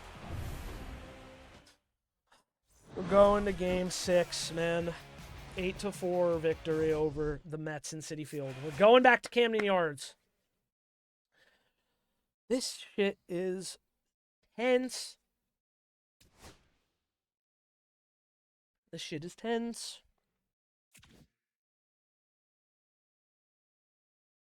Morhone's out. Cool. Game 6, man. Game 6.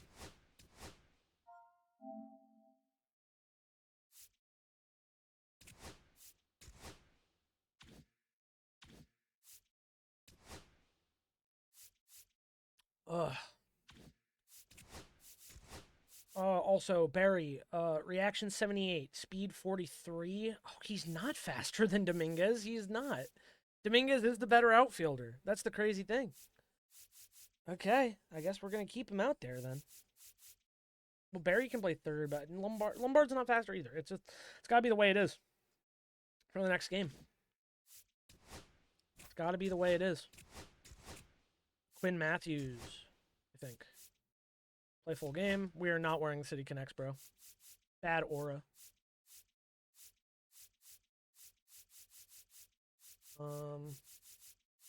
Yeah, we'll just wear the alternates again.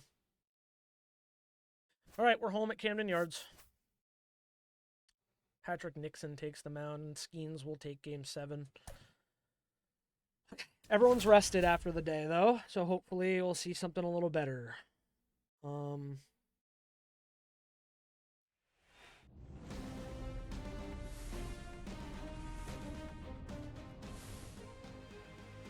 right, Game 6. Game 6. They put up 3. Brother.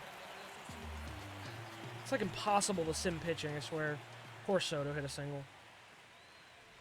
I was like, I just want to do a quick sim, but it looks like I'm already fucked.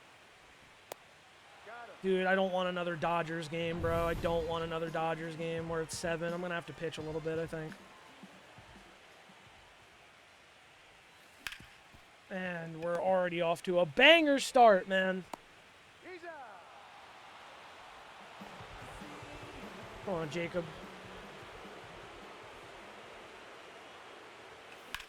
Okay, that's a base hit. Go 2. You can make a double. You can make a double. I don't care how good Soto's arm is. You got a double. There we go. I'm not even looking for a home run. If we can get 1 run, I'll feel a little bit better.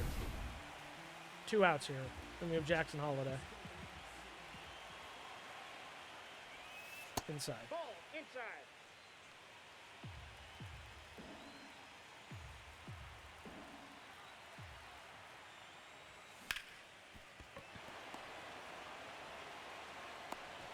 Yeah, even Jackson couldn't catch up to that. Okay.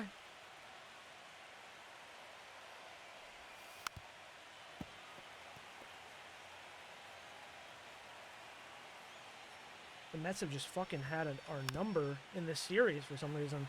That's why we do these managing things. We're a little more involved in at least trying to win. Like if I had lost the last game, just couldn't get the hits done, fine. At least I lost on my own terms.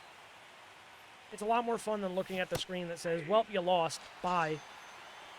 But of course, if we can somehow come back, I mean, I'd say somehow, it is only second inning, and we're only down 3. I've come back from a lot worse. But, like, if we go to games, we're going to play the full Game 7 the way we did, like, against the Brewers. When I'm in 9 full innings of pitching and throwing, like, I feel a little more in my element. I don't want to pitch all 9 innings here and play this whole game if I can help it. But right now, I already need some help until I get back in this game. Because right now, I'm already fucking out of this game in the first inning. It doesn't... The sim just sometimes does not make sense. Like I said, at least it's a different opponent. So, like, the Mets win. They earned it, bro. After years of the mediocrity in this sim, and they finally put a team together, made some good signings with Max Clark and Garrett Crochet, you know, they deserve to have that good run, especially with the Dodgers kind of falling out of the relevance in the last couple of years. And Milwaukee just, you know, failing on their run back.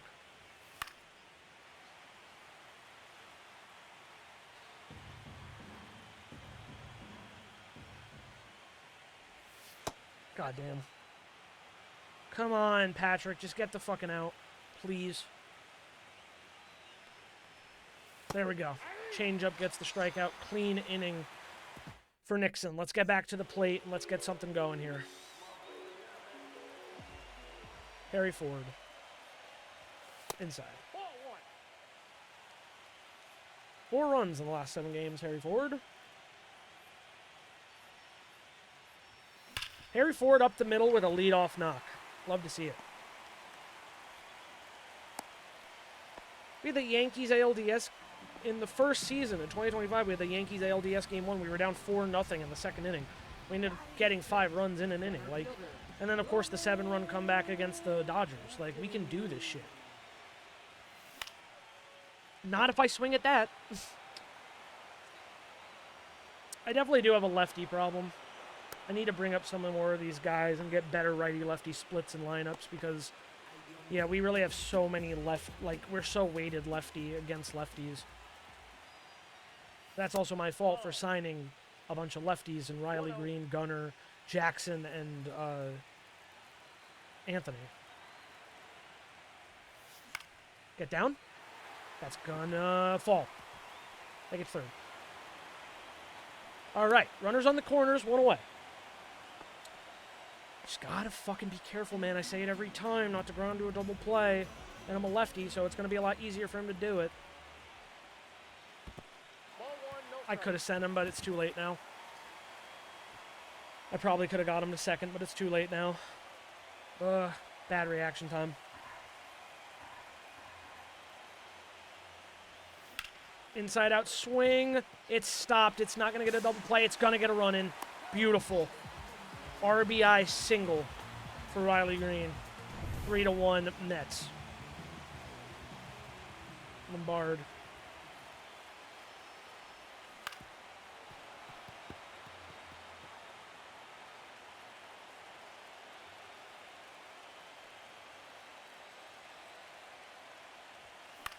And that's a double play ball.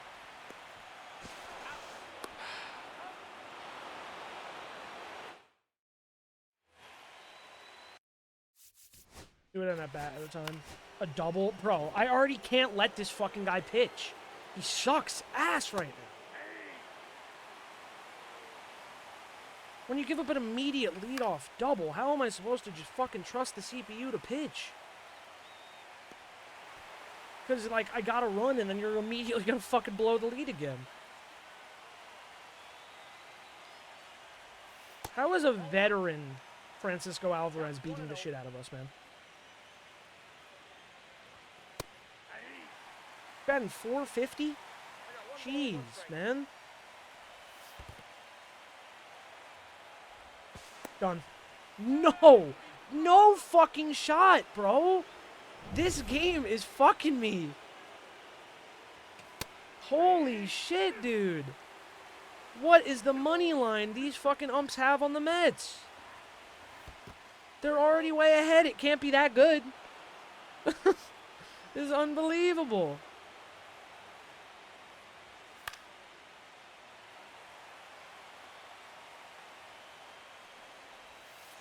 And I walked him. I walked fucking Francisco Alvarez.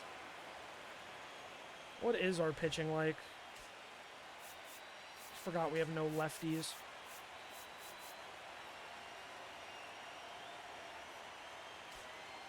Like, we literally have no lefties. I'm still gonna put Ben Hessen. Fuck this, dude. Nixon is terrible. This is an elimination game. Number 27.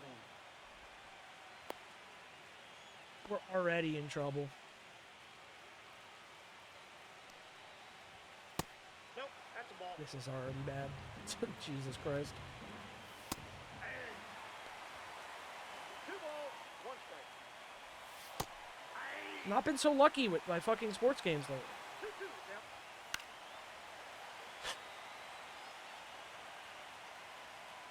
They swung over this. Thank you. Fucking no, not bases loaded with Soto, bro.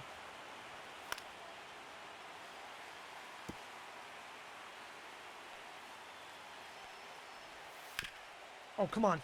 Turn 2, Jackson. To 1, Henderson to first, double play. What a way to get out of that. Whew, back to the bats, man. Back to the bats. Come on. Come on, Jason. Start us off. Good take, Jason. Good take to me.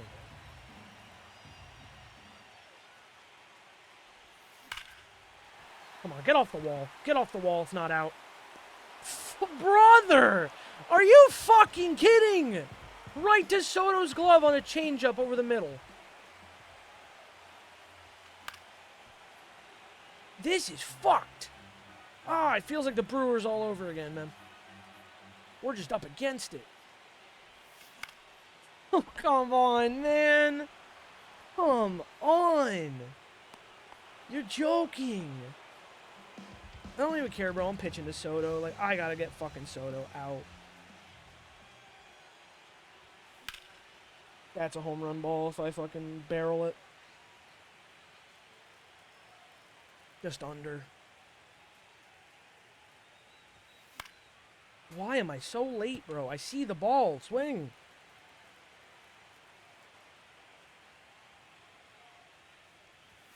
Broken bat to second, bro. This is not going well. This is fucking not going well at all. Don't hang it to Soto, please. Like, in the zone, but not high in the zone, that he can just fucking hit it out.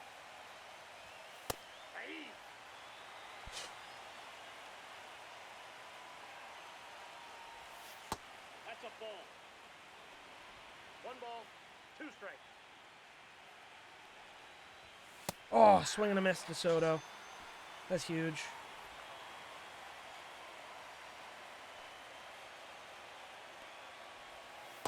That's a ball.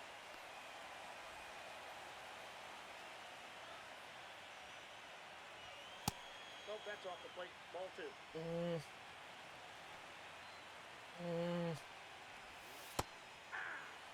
Wyatt Langford is a good grab for them, man. Wyatt Langford usually sims pretty damn well.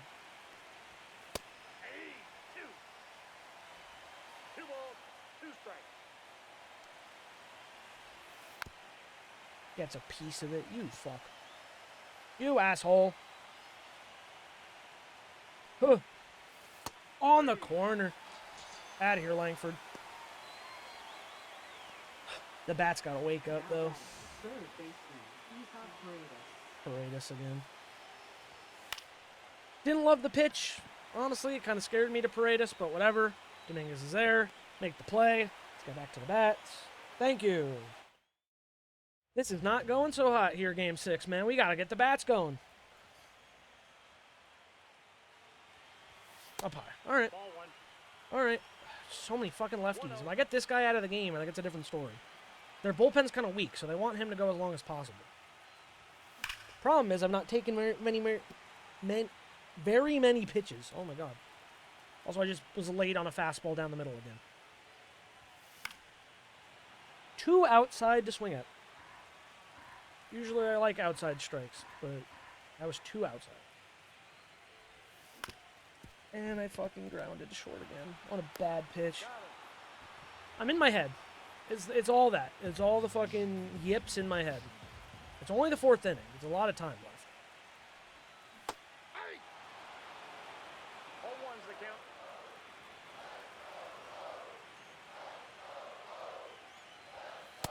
One and one.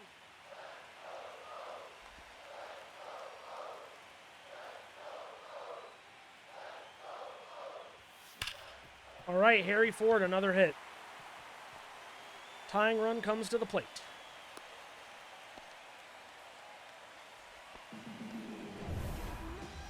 Roman Anthony. Fuck, man, that's a good pitch. 0-1. That's a good pitch, man. Oh, Quinn Matthews. Low and out. 0-1.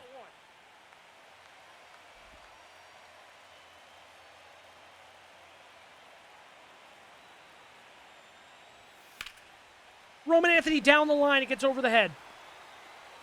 All right, Harry Ford's in scoring position. Still 1 out. We have to just lock in. That's a good hit from Roman Anthony. Vladimir Campillo. We have someone batting from the right side. He's a switch.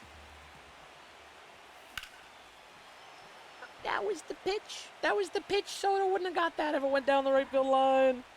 Big opportunity here for Vladimir Campillo. We gotta capitalize. I'm under it. Fuck, bro. Get out of my head. Get out of my head. Riley. I believe in Riley Green.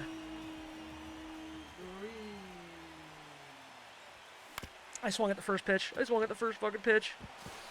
Oh my god, I'm a fucking choker. Oh, bro, it's bad. Ground out. Strike out. Strike out. Beautiful. We're back to the plate. Come on. Only the 5th inning.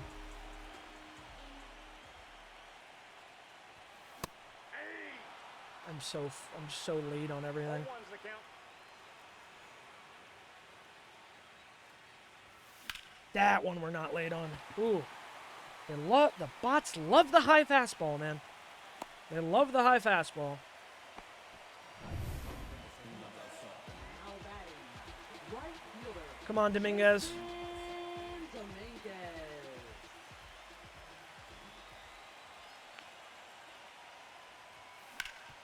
That's gonna be a fucking double play, isn't it? Brother in Christ! Now batting, Holy fucking shit, man. Anderson. And I'm late on the fastball down the middle. Holy fucking shit, I am the choker of all time. 2-run deficit. Feels like 10 with this fucking offense right now. We need to get this pitcher out, and he's just fucking walking all over us. Fly out. Single. I'm going in.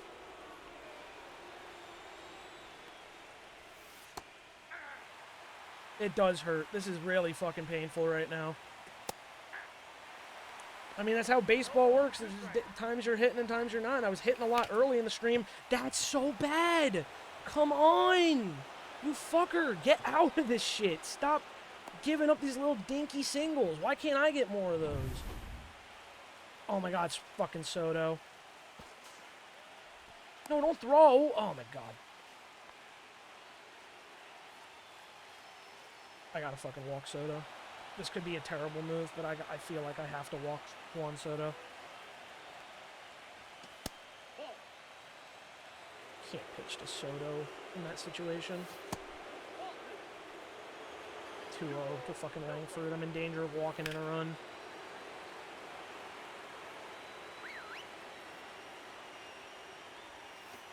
Ball 3.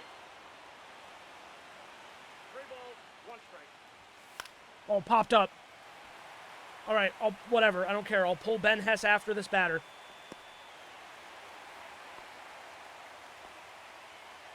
It's Paredes. Go to Morph. Yeah, go to Morph.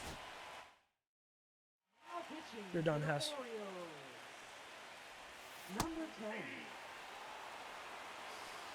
10. 0-1. Ugh. Ball.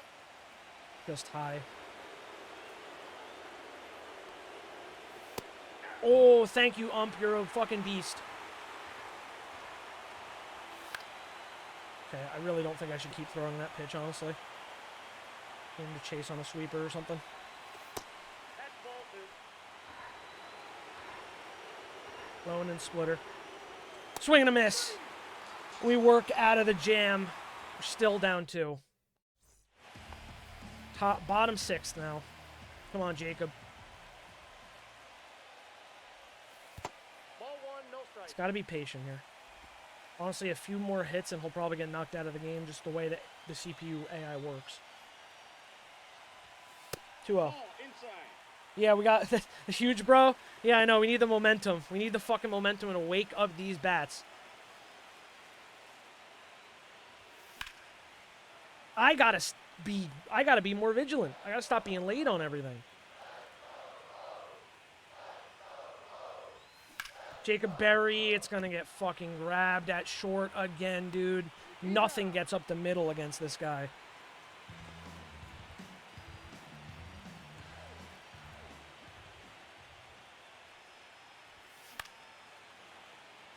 Late on it again. Every time I think I'm waiting on something, it's like, it's speed, and then I'm just late.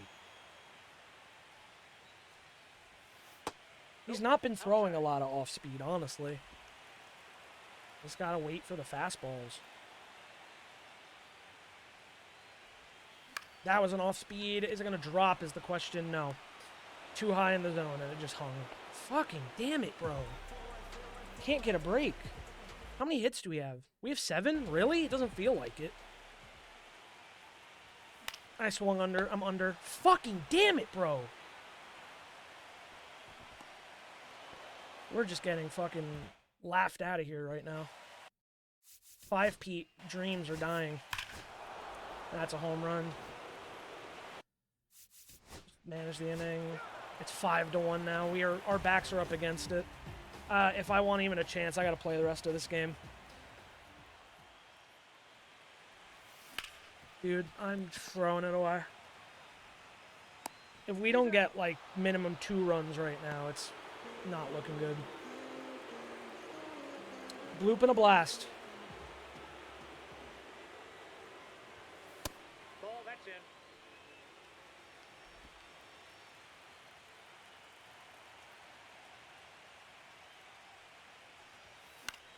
Okay, we got the bloop. We got the bloop. Time for the blast. We got the bloop. Oh, this fucking asshole in the game, bro. Go away. It's not gonna be deep enough. It's gonna get caught. It was great contact, too.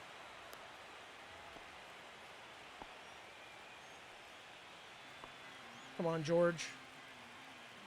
We just need to clear for Dago. I hope. Inside. Just gotta be patient here. We gotta play the rest of this game. The pitching has blown it. I'm under. I'm off. Fucking damn it. We have 2 innings to make it happen. This guy's still in the game. They might finally pull him, but I don't know. I mean, we gotta just throw everything out there right now. It's an elimination game.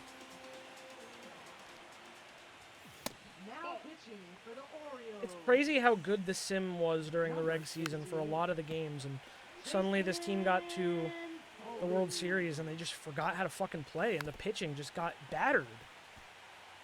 It doesn't make sense, honestly. Like, we have the Cy Young winner on the team. We have last year's Cy Young winner on the team. It doesn't make sense why this why this just, they can't hold runs and we can't score. Maybe I shouldn't have let it go down 3-1 Ball one. in the series, but, you know, like I said, at least if I lose this, I lose on my terms. That's ball 2. Foley, I need you to lock in here. No. 3 fucking... Oh, get a strike in the zone, man.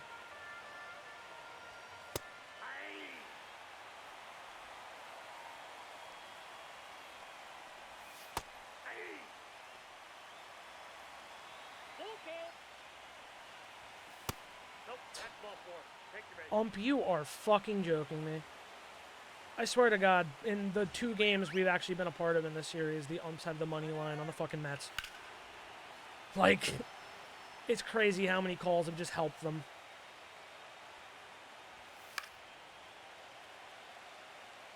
It's 3-2. 3-2 Mets. Max Clark is all over Jason Foley right now. 1 ball, 2 strikes. Oh, bro. And if we somehow manage to come back and win this, we would get the first 5 Pete since like the Ball, lefty 50s. line. The second ever MLB 5 Pete. But it looks like that dream's about to end. Oh, okay, fine. Bailed me out once. Maybe he gave me a give back. Come on, 1 more out. And then the bats have to get going bottom 8th. If they don't, it's just not looking good. 1-0. Unless we perform the greatest comeback of all time in the 9th. You get a sub if I clinch? Oh, fuck. He's out. 1 ball, 2 strikes. All right. Get the bats going. Finally, that fucker's out of the game. Now's the chance. Brandon Williamson. I felt like I would be under it, so I didn't go for it. Up high. I got a ball, 1 strike. You want to throw that right over the middle? I would love that. Base hit. All right, Dominguez, base hit. Hold up, hold up, hold up. Nah, didn't try. Throw was offline, but I don't know. I've had Dominguez get hosed before at second. I didn't trust it. All right, Gunner, come on. Ball one.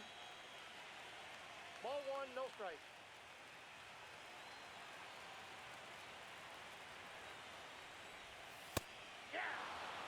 Damn.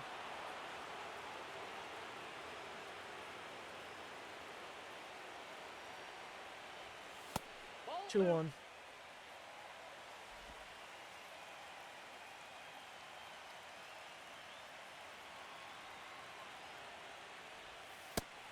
Dude, these pitches are nasty on the inside right now. Ball 3. The count is full. Gotta let him walk me if he's going to, you know.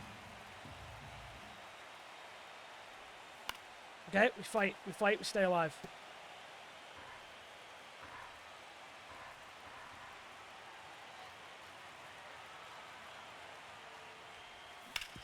It's a double play ball. Unbelievable. Unbelievable. That is so garbage, man. Like, why is the AI throw you a fucking pitch you, like, physically can't hit? You can barely hit that shit.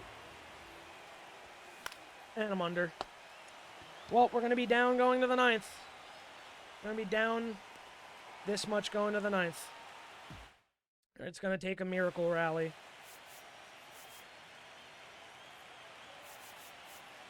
Yeah, I got Robin Hayes in here, might as well. I can't believe how bad my luck is right now. It was a 3-1 deficit, and I had every opportunity to score, and I fucked up every time. So, comes down to it in the end. Gotta pray they put like a righty in, and I get lucky. All right, line out to Jackson.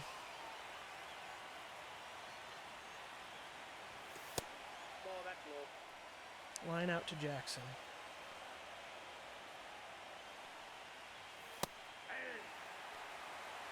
One ball, one strike. Hey, two. One ball, two strikes. Go cutter out. Hit down the line. Campillo grabs. Nice. Got him.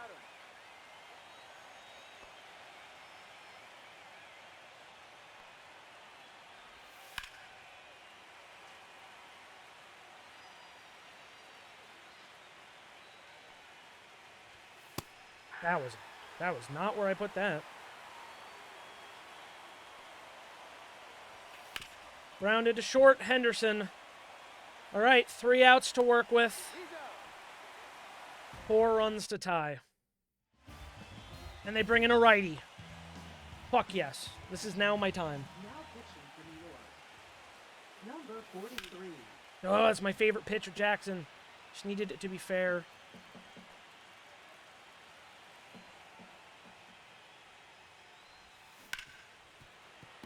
Down 0-2 quickly.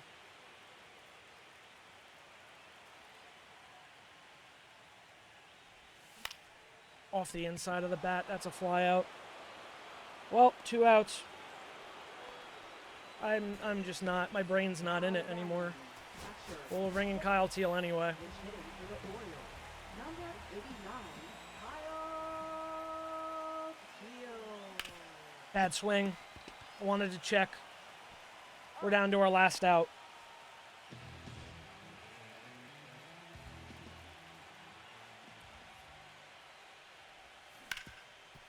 It's a base hit, we stay alive. It's a base hit, we stay alive.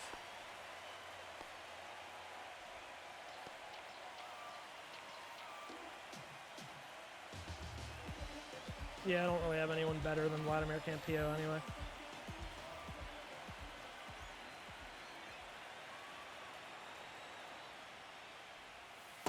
Ball, that's off the plate.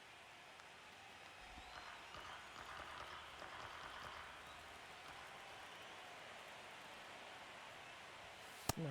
Outside, that's a ball.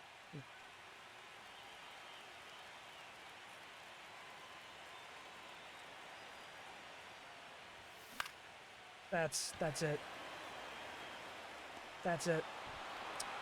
The Mets are world champions in 2033. I'm not watching them celebrate. I got to be real. Fuck that, man. That shouldn't be how it went. Oh, that's so fucking ass. That's the most heartbreaking postseason loss we've had because we just blew it. Better luck next season. We got battered in game one and we lost both games in Camden Yards, and then we lost game 6 in Camden Yards. We just couldn't do it. 2 wins in Citi Field, and then we just fucking couldn't. I couldn't come back from 3-1.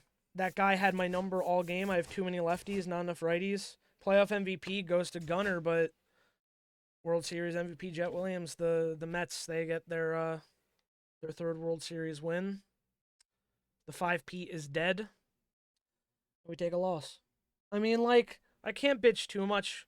We didn't really deserve to win last year in 2032 against the Brewers. We really struggled, but somehow we still came out on top. The pitching was just good. This year, the pitching was really, really bad. They blew a lot of important moments. They just couldn't lock it down. The Mets' offense was stronger. Our offense went dead. I mean, everyone on this team is already a world champion. You can't really bitch too much. Like, most people, if this was real, would be very happy to see the Orioles dethroned, but that is our most painful loss because at least the ones in the DS and the ones in the CS that we had in 27 and 8, they were just simmed. So I wasn't there. This was all me. I lost on my terms. I couldn't come back. I couldn't hit. I choked when it mattered. And we take a loss in 2033. So let's I guess we'll just move on to the off season because there's nothing else to worry about. And my contract came to an end. Of course, I'm just gonna sign back to the Orioles, and we have a bunch of shit we have to do. Retired players. Let's see. All right, looks like Aaron Judge is still playing baseball. Sandy Alcantara retired. Oswaldo Beto. Sheehan. Carlos Correa hangs it up. Tommy Edman hangs it up after they lose in the CS to us. Mike Soroka retires. Logan Gilbert. Keaton Wynn. Tristan McKenzie. Adam Mazer. Ranger Suarez retires. Sixto Sanchez. Alec Manoa. Tyler Stevenson. Yancy Almonte. Brian Baker. David Bednar. Mookie Betts. Tanner Bybee. Phil Bickford. Alec Boehm, Sean Bouchard, Jake Berger retires. He was on our team at one point. Corbin Burns, Jose Caballero. Sorry, 1 second. I'll read that. Apologies. Des Cameron, Matt Chapman, Johnny DeLuca, Edwin Diaz retires. Scott Effers, Duke Ellis, Stuart Fairchild, Tyler Fitzgerald, Ty France, David Fry, Shintonaro Fujinami, Victor Gonzalez, DL Hall, Teoscar Hernandez retires, Reese Hoskin retires, Jonathan India, Dean Creamer, Jose Leclerc, Nick Lodolo, Nick Madrigal, Ketel Marte retires. He hangs it up after his 1-year deal, I think. I don't remember what team he was with. Oh, no, he didn't play. He was at the Giants for a bit, though. Bobby Miller. Did I have him at one point? I did, yeah. He played for us in one of the World Series winning team, 2 of the World Series winning teams, actually. It was with our organization in 27 and 8.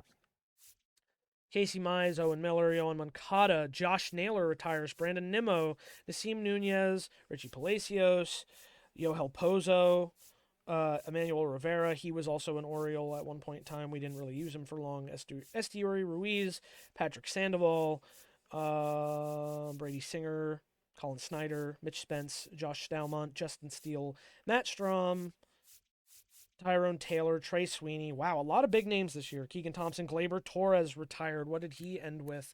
He hadn't played in 4 years. Wow. Trey Turner, he hadn't played in a couple. Ramon Arias, Louis Varland, Taylor Ward, Logan Webb, Donta Williams, Jesse Winker, and that's the end. I don't think there's no one in my mind that's going to be a Hall of Famer, but we'll see. Mookie Betts, Mookie Betts retired. Yeah, 2014, 2033, 2,500, almost 2,600 hits, 460 home runs, 1,400 RBIs, almost 300 steals, and a career 286 average. He's going to the Hall of Fame as a Dodger, multi-time World Series champ. That's the end. That's the end of that. 900 plus DD player. We'll have to play. Dude, if you want to carry my ass, I suck at Diamond Dynasty. Like, I play offline Diamond Dynasty. But, I mean, I don't even know why you'd want to play with me. You just saw me fucking choke against the Mets on All-Star. Against the CPU Mets on All-Star, I fucking choked. I've been bad lately. But thank you so much for the support in the stream. I'm glad you hung around. Sorry it didn't come out the way... thank you for the follow as well. Sorry it didn't come out the way we hoped. But, hey, I mean, this Orioles run still has been good. You can't win them all. And we won 4 fucking straight. I can't bitch too much about losing a World Series there. And Mets fans, you know, they deserve it. So Juan Soto gets his ring. I'm a Yankees fan, though, so it stings a little bit. It's all about having fun. I guess you're right about that. I'd love to have David Roberts be my manager. You want 25 mil for 3 years? So I'll give you that. First base coach. Can we get some good numbers? Andres Novoa. Let's give you 4 for 3 years. I'm sorry, I meant to press a different button. Farm director. Who was our? It was Dave. I think Dave Roberts was our farm director. Yeah. But I'd be down to switch it up. Garrett McGregor. Let's give you 4 for 3. Exclusive free agent negotiations.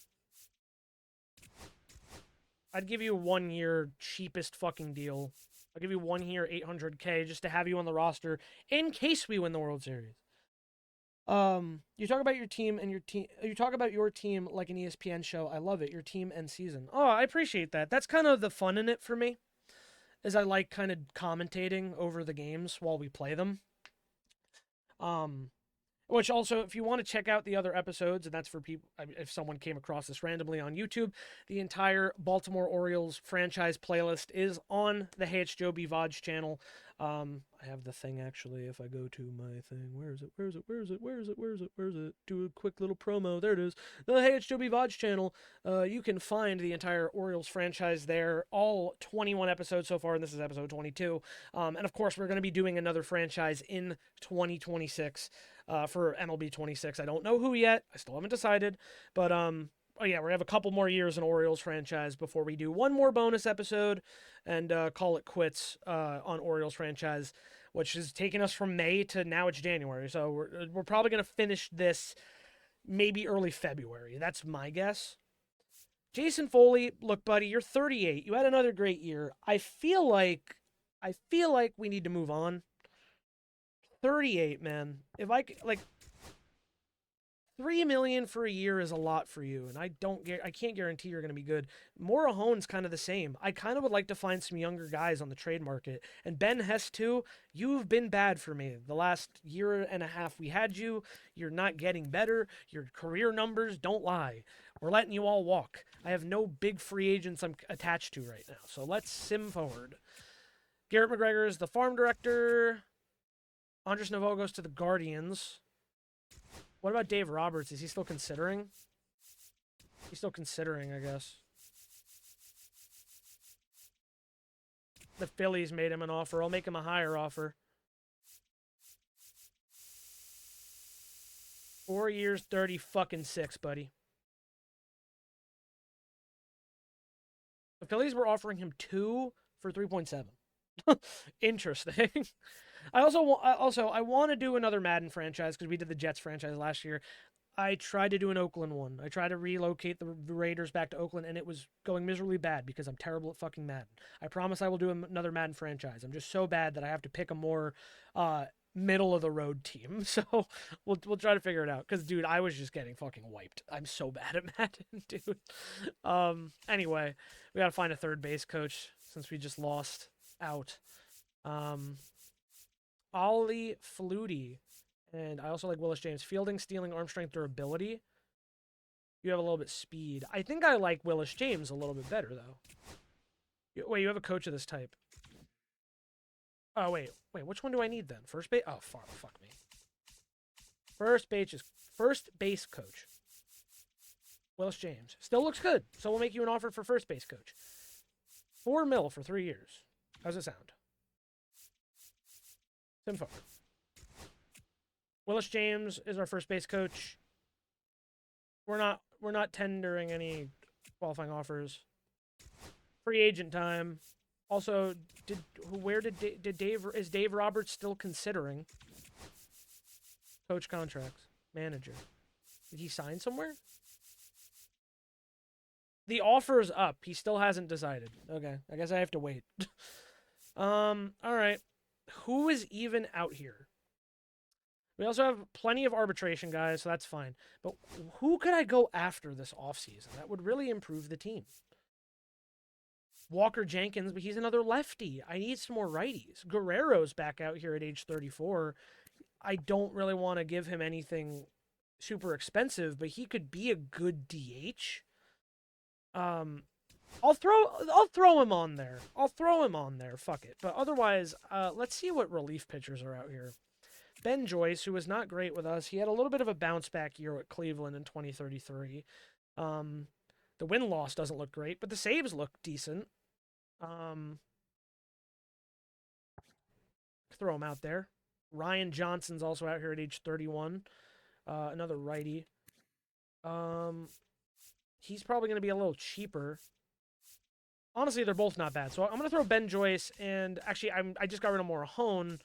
So we're going to need... Fuck me, sorry. We're going to need another lefty. I mean, I could try to get Morahone back. I just don't... I'm going to throw the two righties on for now and lock those in. That's the group, because, yeah, maybe we'll try to sign Vladdy relatively cheap as a DH, but I don't know, to be honest. Now we also got to offer ARB to all these guys, because right now I'm just holding people for a year. Nope, submit the offer. Offer ARB. Honestly, though, like, I don't want to put Vladdy on a long deal because Gunnar is likely going to become our DH at some point, I think. But man, we need more righties. I think what killed us most in that game 6, we just don't have fucking righties. Not good enough ones. All of our best hitters are lefties. So, all right, let's go through all the renewable contracts as well. Dude, it just sucks. 110 win season and we don't come out on top. That was the most painful one again, just losing it myself, but I tried. I tried my best. Doesn't always go your way. That's baseball, Susan. I mean, you look at the 2000 Yankees, I think they had wins in the 80s and they won the World Series and got a three-peat. And then you have the Blue Jays who have been like, or even this year, like you have the Blue Jays who have not been like super competitive over the last few years, and they just went on this miracle run, kind of popped off in the second half, absolutely steamrolled most of the AL East, like especially the Yankees. Like they fucking cooked us this year. I won't lie about that. I was so nervous going into that DS, and I was rightful to be so because we just got steamrolled. Yeah, like baseball's just like that. They made it all the way to the fucking World Series. They pushed the Game 7 with the Mariners. They pushed the Game 7 with the Dodgers. Dodgers still came out on top, but it was close at the end, you know? Like, baseball is just about who gets hot at the right time and who plays better at the right time. You can have we've beaten insane teams in this franchise. I mean, we beat that Dodgers team that had, Yordan Alvarez, Alex Bregman, Kyle Tucker, Shohei Ohtani, and Mookie Betts all on the team at the same time. And we beat that team a lot easier than facing that Mets team we just played. It's just crazy. That's just how it goes sometimes. Now, we have a lot of starting pitching depth, too. I'd also be down to, like, maybe package some guys for a certain contract or something. But, we have to kind of just browse a little bit because, dude, our pitching, man, it's the problem. And a lot of these guys in the bullpen, they were old and unreliable. I think Pedro Fernandez, too, is just not ready to play at the big league level. He looked good when he started. But, man, the pressure in the playoffs got to him. The pressure late in the season got to him. He's 23, man. He has time to develop. Robin Hayes feels like he can still be viable at the major league level. He had a pretty damn good year. but I don't have trust in Pedro Fernandez right now. And I considered sending him down before the series, but I don't think it really changes much. Also, Aaron Judge really didn't matter. Like, Aaron Judge was actually pretty good in those first 2 series. Pulling him for the World Series meant nothing because the rest of the offense still was fucking anemic. So, these are some of the options. I will say, what are in the starting pitching? Trey Savage is out here, but I don't think he's good in this sim. He's not great. I think it's a pretty weak free agent class this year. I mean, Woods Richardson, Cole Reagan, Drew Thorpe is out here, and Drew Thorpe has looked decent, but he's also 33, so there's no guarantee he's going to continue being good. However, I will replace Ryan Johnson right now at Drew Thorpe because we might have to do that. Otherwise, we can look at trade talks. I don't think Keeler Morph is ever going to get fucking playtime here, but he also has a lot. I don't know. He could still get better. Like, he has a lot of time here. We still have Maddox Bruns as well. Drafted in 2021. He has a lot of control. That's kind of the thing, is like I don't want to get rid of guys I have a lot of control over. But then there's some guys like Christian Mann, 31 years old. Like, I'm not going to do anything with him. Blair Henley. Like, these are some guys I wouldn't mind dumping for like a mid-tier starter. If we can find one out here that's available.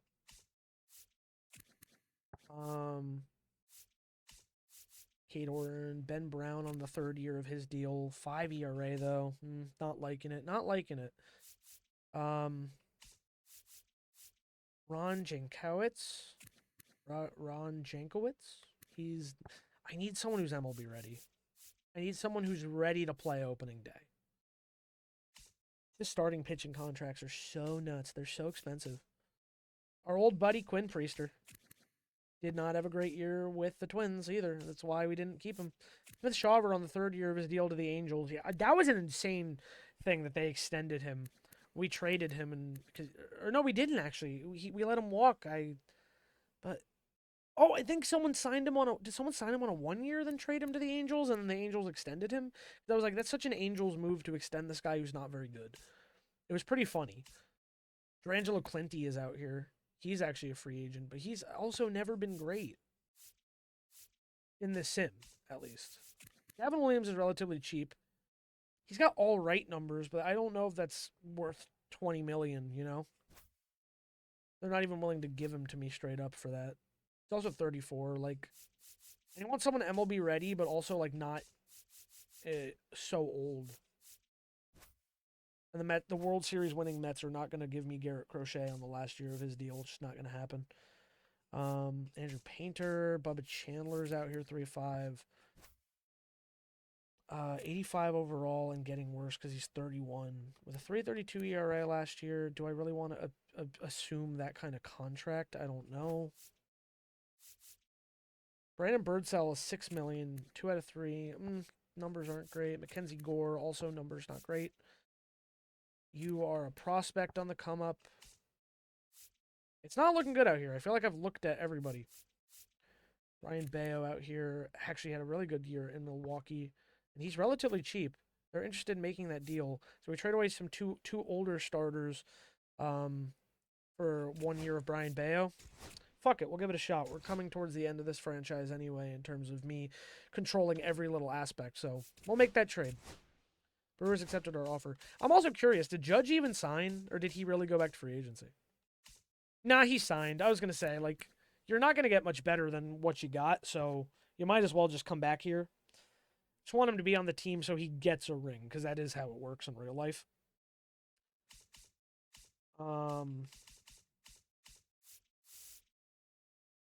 We have 34 on the 40-man right now. Okay, let's hope Dave Roberts comes here. He did accept our offer for 4 years as manager. Free agent contracts. What is our budget, anywho, if I go to free agency? We have $89 million to spend. Vlad's really interested in coming here. 3 year 28 would bring us to a $61 million budget. I'll stamp and sign that. I'm interested in maybe having a little run with Vladdy Guerrero as our DH. That could be fun. Also, let's offer Ben Joyce. I'll just offer him the baseline of 1 year. I'll do 1 year 9.9. I'll give him a little bit more than he asked for and see what happens. Drew Thorpe's still waiting to see if he wants to come here. Ben Joyce, incoming decision. He is on the Orioles. Ben Joyce, welcome back. Now or never. He's on the big board close to signing. I already offered him a contract. 3 years 29 is the final chance you're going to get from me. If you go somewhere else, I can't change it. If someone else gives you more, I also can't change that. Ah, okay. Kind of an interesting one. Vladimir Guerrero Jr. Crab cakes in baseball. I'm coming to Baltimore, so he comes to his second AL East team and joins the Orioles on a 3-year stint for $29 a year. Pretty expensive. Pretty fucking expensive. And we signed Ben Joyce to 10 mil as well, so that's a move we made. Is there anyone I'd like to shed salary from? I don't think so. Like, no one that really comes to mind. The only really expensive pitcher I have, well, I have Brian Bayo now, but I'll say the only other expensive pitcher I have is Skeens. And of course, we're paying an exorbitant amount of money to our buddy, what's it called? Brain? Paul Skeen. Roman Anthony. Jesus. Oh my God. But yeah, we're going to hold on to Jackson. He's age 30 now. Don't know if I'd re-up him. Who knows? We'd have to wait and see. Riley Green's staying. He's been so good. And Jason Dominguez, man. He's just too good to let go as well. So we're kind of just sitting on a lot of money. I don't even know if I'm actually going to get someone for, what's it called? Like, I don't even know if I'm going to sign a starter. Oh, yeah, I want to try to flip Zach Agnos. I mean, he was pretty decent in the playoffs.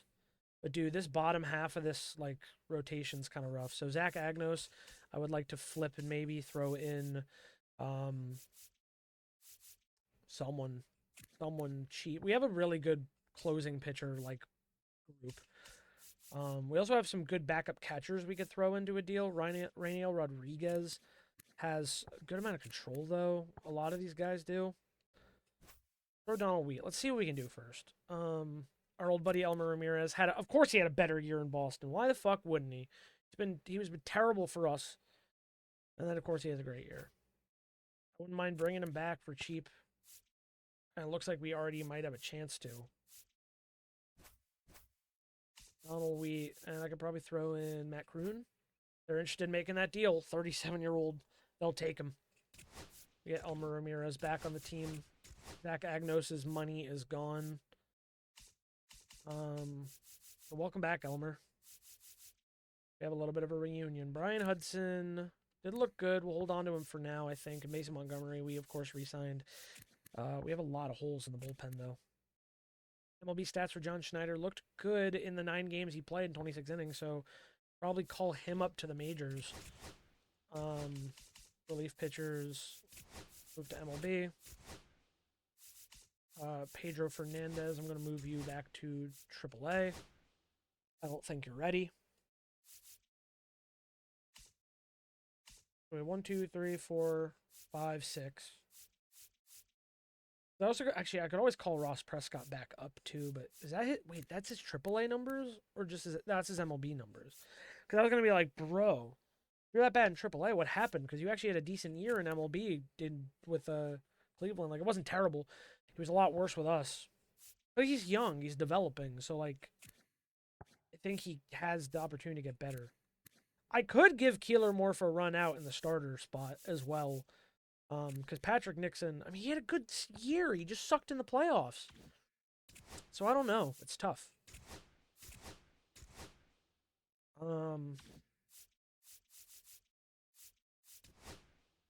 Yeah, Drew Thorpe's still out here. Devers is a free agent. Wow. His contract with the Red Sox finally ended. Wonder who's going to pick him up, because it won't be me. Mason Miller is also back out here. He had a decent year. I'll throw him on there for cheap. If I can sign him to a really cheap 1 year, I mean, I'm not super opposed to it. Okay. If I get Drew Thorpe for like a cheaper 2 year, I'd still be interested. Really just depends. Now or never for Miller. 1 year 10. The most you're gonna get from me though, Mason. So if you go to the Mets or something, whatever. He signed with the Mets. Okay. Just signed with the World Series winning team. We had him for a while, so it's fine. We're making moves. That's already fine. So select the 40 man. So who is eligible that I'm worried about? Rule 5. Let's just look for yes on the Rule 5 eligible and see if it's someone I care about. Jonathan Rodriguez. 34 years old. No, I don't care. Petey Halpin. How old are you? 31? Nope, don't care. John Schneider is on the 40 man. We're good. Juan Urban, I would like to add to the 40 man. I don't want him to get taken. I don't think he will, but I don't want him to. 30-year-old Daniel Vasquez, you can get taken if you really would like to. I doubt you will. Jerome Helton is a very good-looking closing pitcher. Make sure we add him to the 40-man so he does not get taken because he's Rule 5 eligible. Mario Castro, I think most of these guys at the bottom, I don't care. Judge is not eligible. Geraldo Campos, 25-year-old switch hitting that we drafted. Yeah, add him. Wait, say he's not eligible? Oh, he's not. Okay.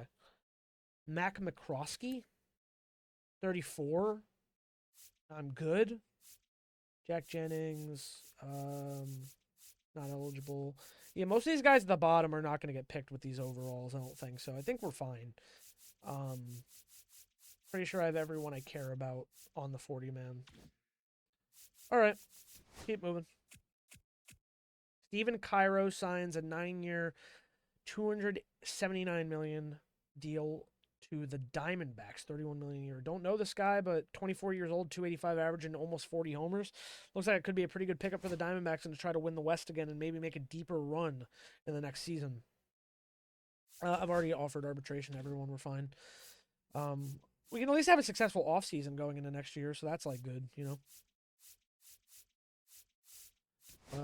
Date offer free agents. Contract, yes indeed. Drew Thorpe is interested. We have 49 available spend. So offer him a 2-year 23 and see if he wants to come along. Yeah. Then forward. Drew Thorpe, contract decision. We're not too far apart. We'll keep talking. Walker Jenkins, dude, the Mets are just getting better. 9-year, $382 million deal, bro. They're paying Walker Jenkins pretty much what I paid Roman Anthony. And Walker Jenkins had a much better year. The Mets are just going to keep getting better. They're going to be the new Dodgers now. They're making moves. Is there anyone I could steal from the Mets that would make them a little worse? Probably not. Carlos Infante, you were bad. They have another Showalter. Where's that fucker that cooked me, dude? Quinn Matthews. He wasn't even good during the regular season, and he just dominated me. That's the crazy thing. I don't really want any other guys, honestly.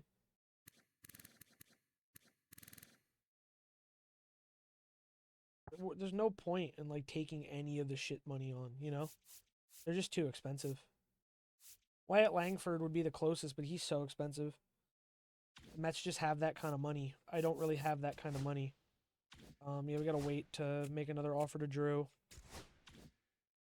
Because I think he is probably the best starting pitcher out here.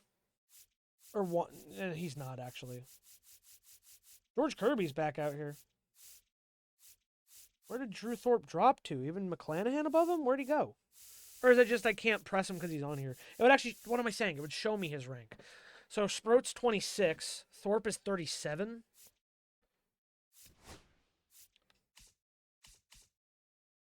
Sproat's an 89, but he's 33 and he didn't have a good year, bro. I don't know if I believe your numbers. 224. 224. Give it a shot. Send ahead.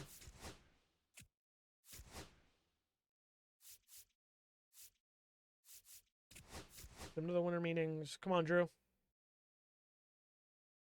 caught my attention, but you haven't convinced me to sign, bro. Come on, Drew. Spencer Jones goes to the Twins. What's with the Twins taking former Yankees? They had George Lombard, they had Spencer Jones, they had Austin Wells. The Twins are taking a lot of Yankees in this sim. Sebastian Walcott goes to the Nationals for a 7-year, $261 million deal. I'm trying, Drew. I don't want Ben Hess. They can have Ben Hess back, bro. They can have Ben Hess back. 3 years, 25, bro. That ups him a lot. I'm adding an extra year on, so you have a little more security. I just pray you're actually good. But I could use an actual tenured starter now. Paul Skeens is really worrying me. O's know where the talent goes. Sign me up, Baltimore. Drew Thorpe joins the team. This means someone's got to go down. Actually, it means both Keeler Morph and Patrick Nixon should go down. Honestly, I really ought to just fucking trade Keeler Morph. I think it's time I just fucking actually get something valuable out of Keeler Morph because, dude, I'm not using him for anything at all. I wouldn't mind a backup left fielder or something. Backup right fielder, but I have Barry. Yeah, I think a backup left fielder because I think Roman Anthony's alone, or not Roman. Riley Green is alone out there, so I need to give him some backup. Not these big ass deals. It's got to be someone relatively cheap, but who's actually kind of good. That sounds kind of greedy, but that's what I want. 4 games with Seattle and Buckner was good. He was not good in a full season. And yeah, he's okay. No, Buckner is not the answer then. Even Kwan is still out here. Wow. Still doing all right. He's just dropping fast, though, because they're all old. This is what I'm talking about. It gets really tough when you get later into the franchise. You got all these auto-gen rookies because you just don't know what they're going to do. PJ Morlando looks good, but he's a free agent, I guess. He's got 1 year of ARB, so I can't trade him. That sucks. He would have been the perfect, like, I would have made a package for him. He would give me Wyatt Langford for Keeler Morph straight up the Mets, but I don't want that money. I don't want it. It's too much money. Connor Jones, a 22-year-old who had a 296 average and 24 homers in almost 160 games. With this much control, he's 22, dude. Another lefty, though. I'd like a backup who's a righty, please. Otherwise, I would have been all over that. Yeah, Nolan. I was going to say, I thought Nolan Jones was a lefty, and he is. Roger Curran, a switch hitter. 251 average in 137 games. Not great power numbers. He's not amazing. Their control is why they're not willing to just give me him for Keeler Morph straight up. I got to throw someone in to sweeten the pot, which is fine. I got plenty of guys I can throw in. Brett Squires is enough. 34-year-old, 45 overall. We'll make that deal with the Cubs, and we add a backup left fielder to the team. Our team is so good. Or should be. I don't think there's any other free agents I want to grab. Simulate draft lottery. Bryce Eldridge signs to the Giants on a 6-year, 144 deal. I mean, I can browse, but I really don't think there's anyone out here that I want. Hey, Jason Churio. He's asking for 7 years. 32 mil a year, dude. Juno is a first baseman, a 91 overall. I am okay, man. The most I would look for is maybe another relief pitcher. I could throw Morahone back on here and throw him 1 year 5. It's not really much left, though. That's about it. That's about the last move I would try and make. He's not interested. Wow, Morahone's leaving. I don't really see anyone I'd like to grab usually in these, but I'll take a look. Our old buddy Gus Moon, he's developing. I could take him back. He's 29, though. These are all players. Good starting pitchers. Probably not. Relief pitchers, any that I... Davy Garcia. Davy Garcia? Davy Garcia? Really? I didn't think he would be, yeah, like around. Ty Roberts. Jason McKinley is 62 overall, 25 righty with A potential. He's just available in the Rule 5. I will take you, Jason. Fuck it. I'll take Jason McKinley. Oh, we have a full 40 man. Okay. Exit the Rule 5. Okay. Well, we added a very good looking prospect. No, I think we're good. I don't think there's anyone I can add, really. All free agents, relief pitchers. I don't really want to sign Angel Zerpa to anything. We also got Luis Peralta. I don't think there's going to be any decent lefties that I could really go for. I don't really want to sign 36-year-old Jose Suarez. I think I just got to kind of ride with what I got. Luke Little. ERA, brother. Hey, our buddy Jason Foley. Nah, I'm sorry, Jason. I think it's time we go. We really had to, like, rebrand this bullpen. If anything, at this point, I'd rather just trade for a lefty. I think I'm done with free agents. We have righty. We do have a lefty. 2 lefties.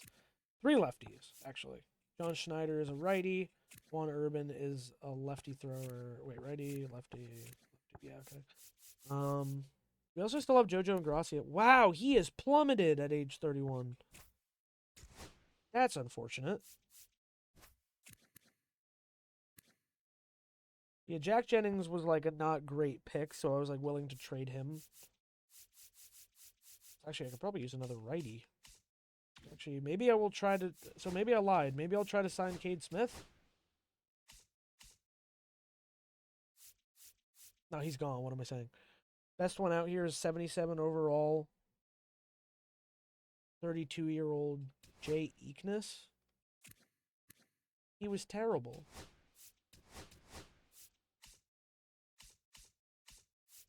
Winkowski was bad. Church looked okay in 62 games. Nah, this free agent class is horrible. I'd rather trade. Jack Jennings. Hunter Gaddis looked really good for the Red Sox. Gotta stop trading with the Red Sox, though. Porter Hodge looks fantastic with the Rays. They might actually give me him if I give them something. If I give them a good combo.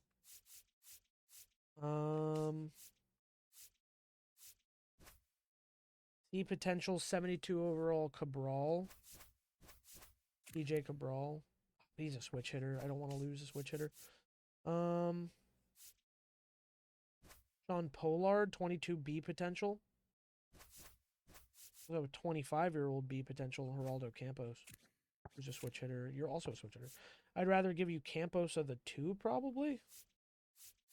Sean Pollard gives me a little more hope. I don't know. And we'll throw in Mac McCroskey. Porter Hodge. Might be a little bit of a hefty package, but pretty good. Pretty satisfied with it. We have too many people on the MLB roster right now.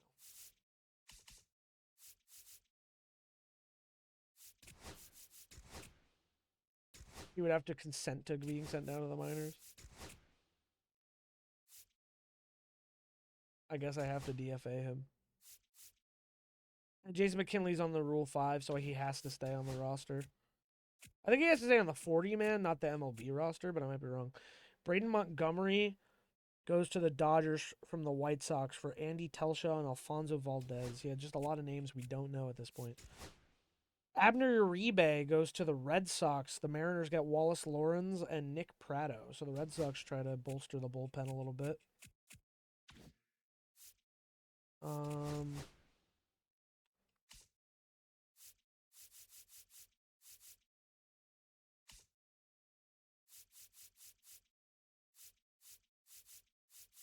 I think we have too many pitchers, probably. 4, 5, 6, 7, 8, 9, 10, 11, 12, 13. Actually, we don't. We have just the right amount of pitchers in the majors right now. We have too many players. Oh, because I signed Guerrero. Duh. You must be kept under 26, man. Yeah. so tough. It's so rough. Roger Curran, you were the guy I just traded for, right? And you're a righty? You're a switch. I want to give Jacob a Berry a shot this year. I just don't actually have room for him. I have to send 2 people down. You cannot be sound without clearing optional waivers. Damn it. Yeah, I'll use Roger Curran's minor league options because he has one.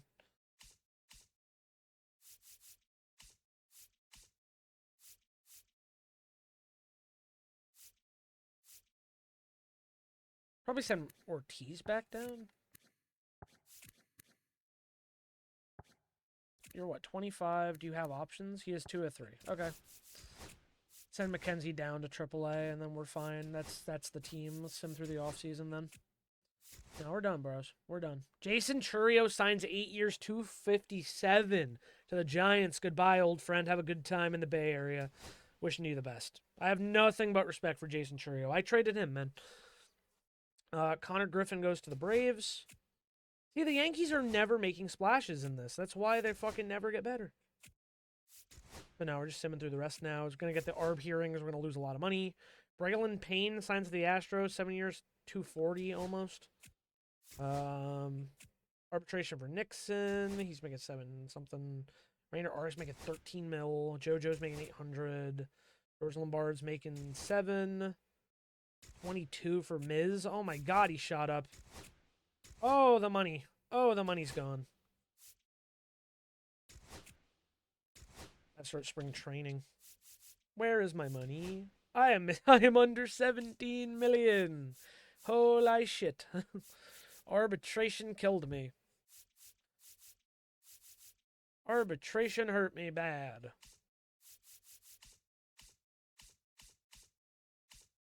Oh, what have I done? There's someone I wanted to maybe trade in here, and I can't remember who it was. Rainer Arias, bro? 27 years old, making 13 million, bro. Why? Why? He played 91 games last year. Oh, yeah, I wanted to get rid of... Not that it matters, only 811K. But I wanted to get rid of JoJo and Gracia.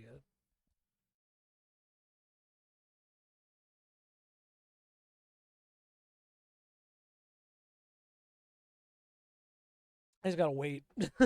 Otherwise, the game will crash and it'll ruin everything, and I don't want to do the entire offseason again. They're trying to give me back Donald Wheat. I traded him to you. Ryan Jennings, 73. Oh, he's an old starting pitcher. This is like the smallest salary dump of all time. 23-year-old B potential first baseman. Okay. Sure, Blue Jays. That's fine by me. It is very possible we might trade one of our catchers soon. Kyle Teal's on the last year of his deal, which is sucky as well. Because I think he's arguably been the better catcher than Ford. We are so broke. That's a later me problem, I suppose. Also, Jason Dominguez on the last year of his deal. It's going to be tough, bro. It's going to be tough. It's the pitching. We just added a lot of pitching. Expensive pitching. Let's just sim through spring training. Get to the end of that. Team should be good, but, you know, spring training is not really indicative of anything. Holy shit. Okay, we came out positive, but we lost a lot of games. The main thing I want to look in this is to see who gets the starts. Yeah, Skeens, Miz is going to get a start. LaBruce might not. Thorpe looked good. Bayo looked horrible. Gross looked good. Nixon looked good. So I immediately think the Brian Bayo trade might have been a mistake. However, that's money I can get back if I make a deal. The question is, what kind of deal would I even want? Prospects, maybe, for Brian Bayo? People who are cheap and will sit in the minors? Whoever wants to take that kind of money? Because I don't want to fucking keep that money. Oh, don't crash. Oh, please don't crash. Please don't crash. Okay, we're fine.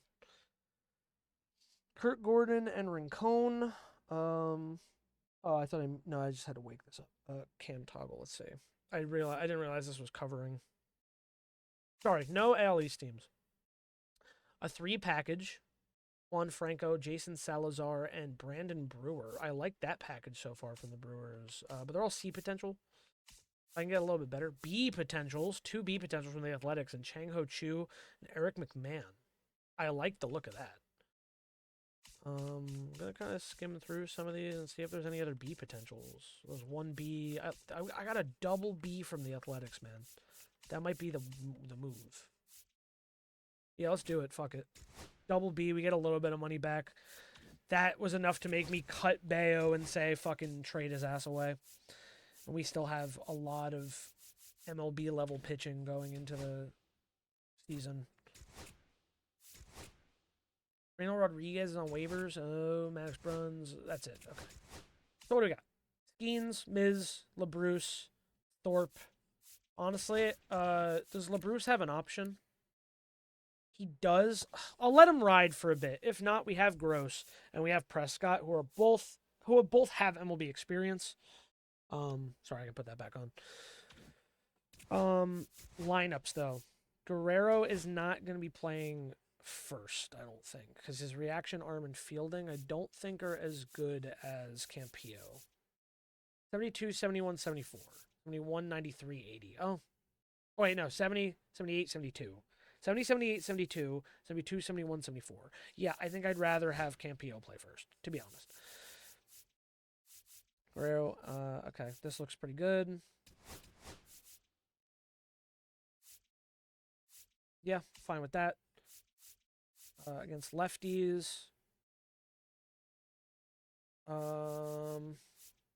Jacob Berry, you can play left, actually, can't you? I don't really want to start platooning Riley Green, though. That's the thing.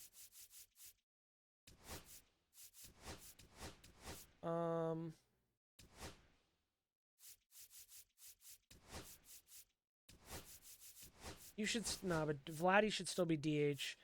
Berry...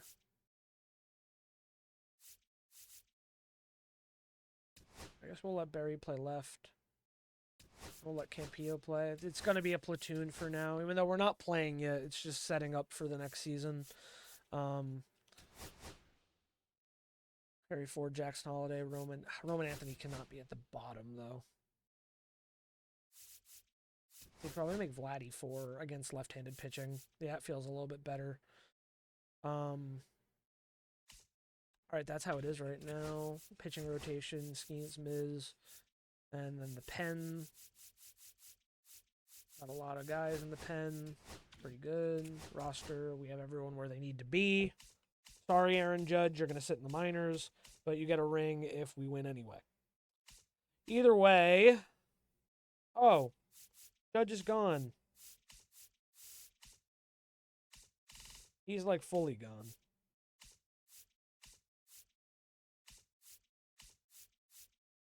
It's because he had the 5-year service time. Couldn't sign him for AA, I guess.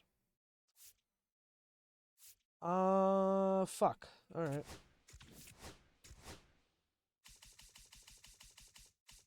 Brent Rooker still out here. Cody Bellinger back out here. These are the overalls. I didn't see Aaron Judge. There's no way he's on like the Class A roster, right? Yeah, it starts at 50. Where did he go? I'm just curious. Oops, I did not mean to click on that guy.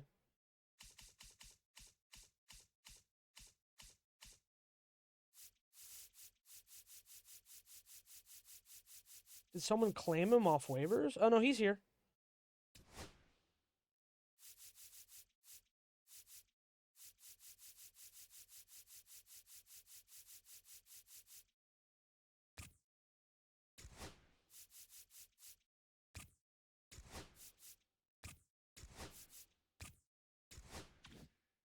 I don't know. I just want him here, man. I think he's in AA now. Aaron Judge in AA. What a sad, sad view into this. Actually, I could send you to AA, and then I can send Judge to AAA. Very nice. Even though technically Jonathan Rodriguez probably should be playing in AAA, but I don't care. Whatever. Aaron Judge's back on the team. That's all I cared about before I ended. All right, file management. Let's save. All right. October. Save over October. Off season is done. We're up to 2034. So, guys, that's going to do it for Orioles franchise part 22. We faced a really fun start to the postseason. We had an Aaron Judge grand slam in game one of the ALDS. We beat the Red Sox, went back to the CS, beat the Twins. We just couldn't beat the Mets in the World Series. We finally faced a new opponent, and they kind of walked all over us, man. We lost in game six, so I mean we tried to give it a push, but yeah, 4-2. They ended up beating us. Could not come back in that last game. Quinn Matthews had my number, just couldn't get hits down, couldn't get runs across the board, and it eventually cost us the title and the 5-peat. So unfortunately, 4-peat is where it ended. But the offseason, pretty solid. We signed Vladimir Guerrero Jr. to a 3-year deal. For now, we could always flip him at the deadline if he ends up being really bad. I doubt he will be. But he's kind of taken over the DH position where Judge filled when we traded away all those big contracts. We're still kind of low on money. We also added Drew Thorpe to help the pitching, maybe. And we have a bunch of other pitchers, and we made trades here and there. We signed Ben Joyce. We still have Mason Montgomery in the pen. We traded for Porter Hodge. We brought Elmer Ramirez back. We still have John Schneider, which I'd like to have here actually. So Jerome Helt, you're gonna go to AA. And John Schneider, I'm going to move to MLB because I don't trust Pedro yet. So I'll save again, don't worry. But yeah, so we made a lot of moves. We also have, Dave Roberts is a great manager with his boosts as well in game. So the team is looking pretty good going into 2034 to try and make another run, get back to the World Series and win this time, and get back to our wonderful winning ways. But hey, that's baseball. You win some, you lose some. We already won 4 straight, and we've won now at this point, 6 total in this entire franchise. So I think we're doing fine. It's going to be really interesting to see how the team develops. We have a lot of money on the books, though. We might have to make some trades, especially with contracts ending in this following year, like Jason Dominguez. So, we'll have to wait and see how the season shakes out. We are still the first rank in baseball, and we're still hungry for more. So we'll be back next time with episode 23. We're in the final couple seasons before we really start simming out this, just to see the end of Gunner's career and see if he makes the Hall of Fame. But otherwise, I really hope you guys are enjoying it. I'll see you guys in the next one.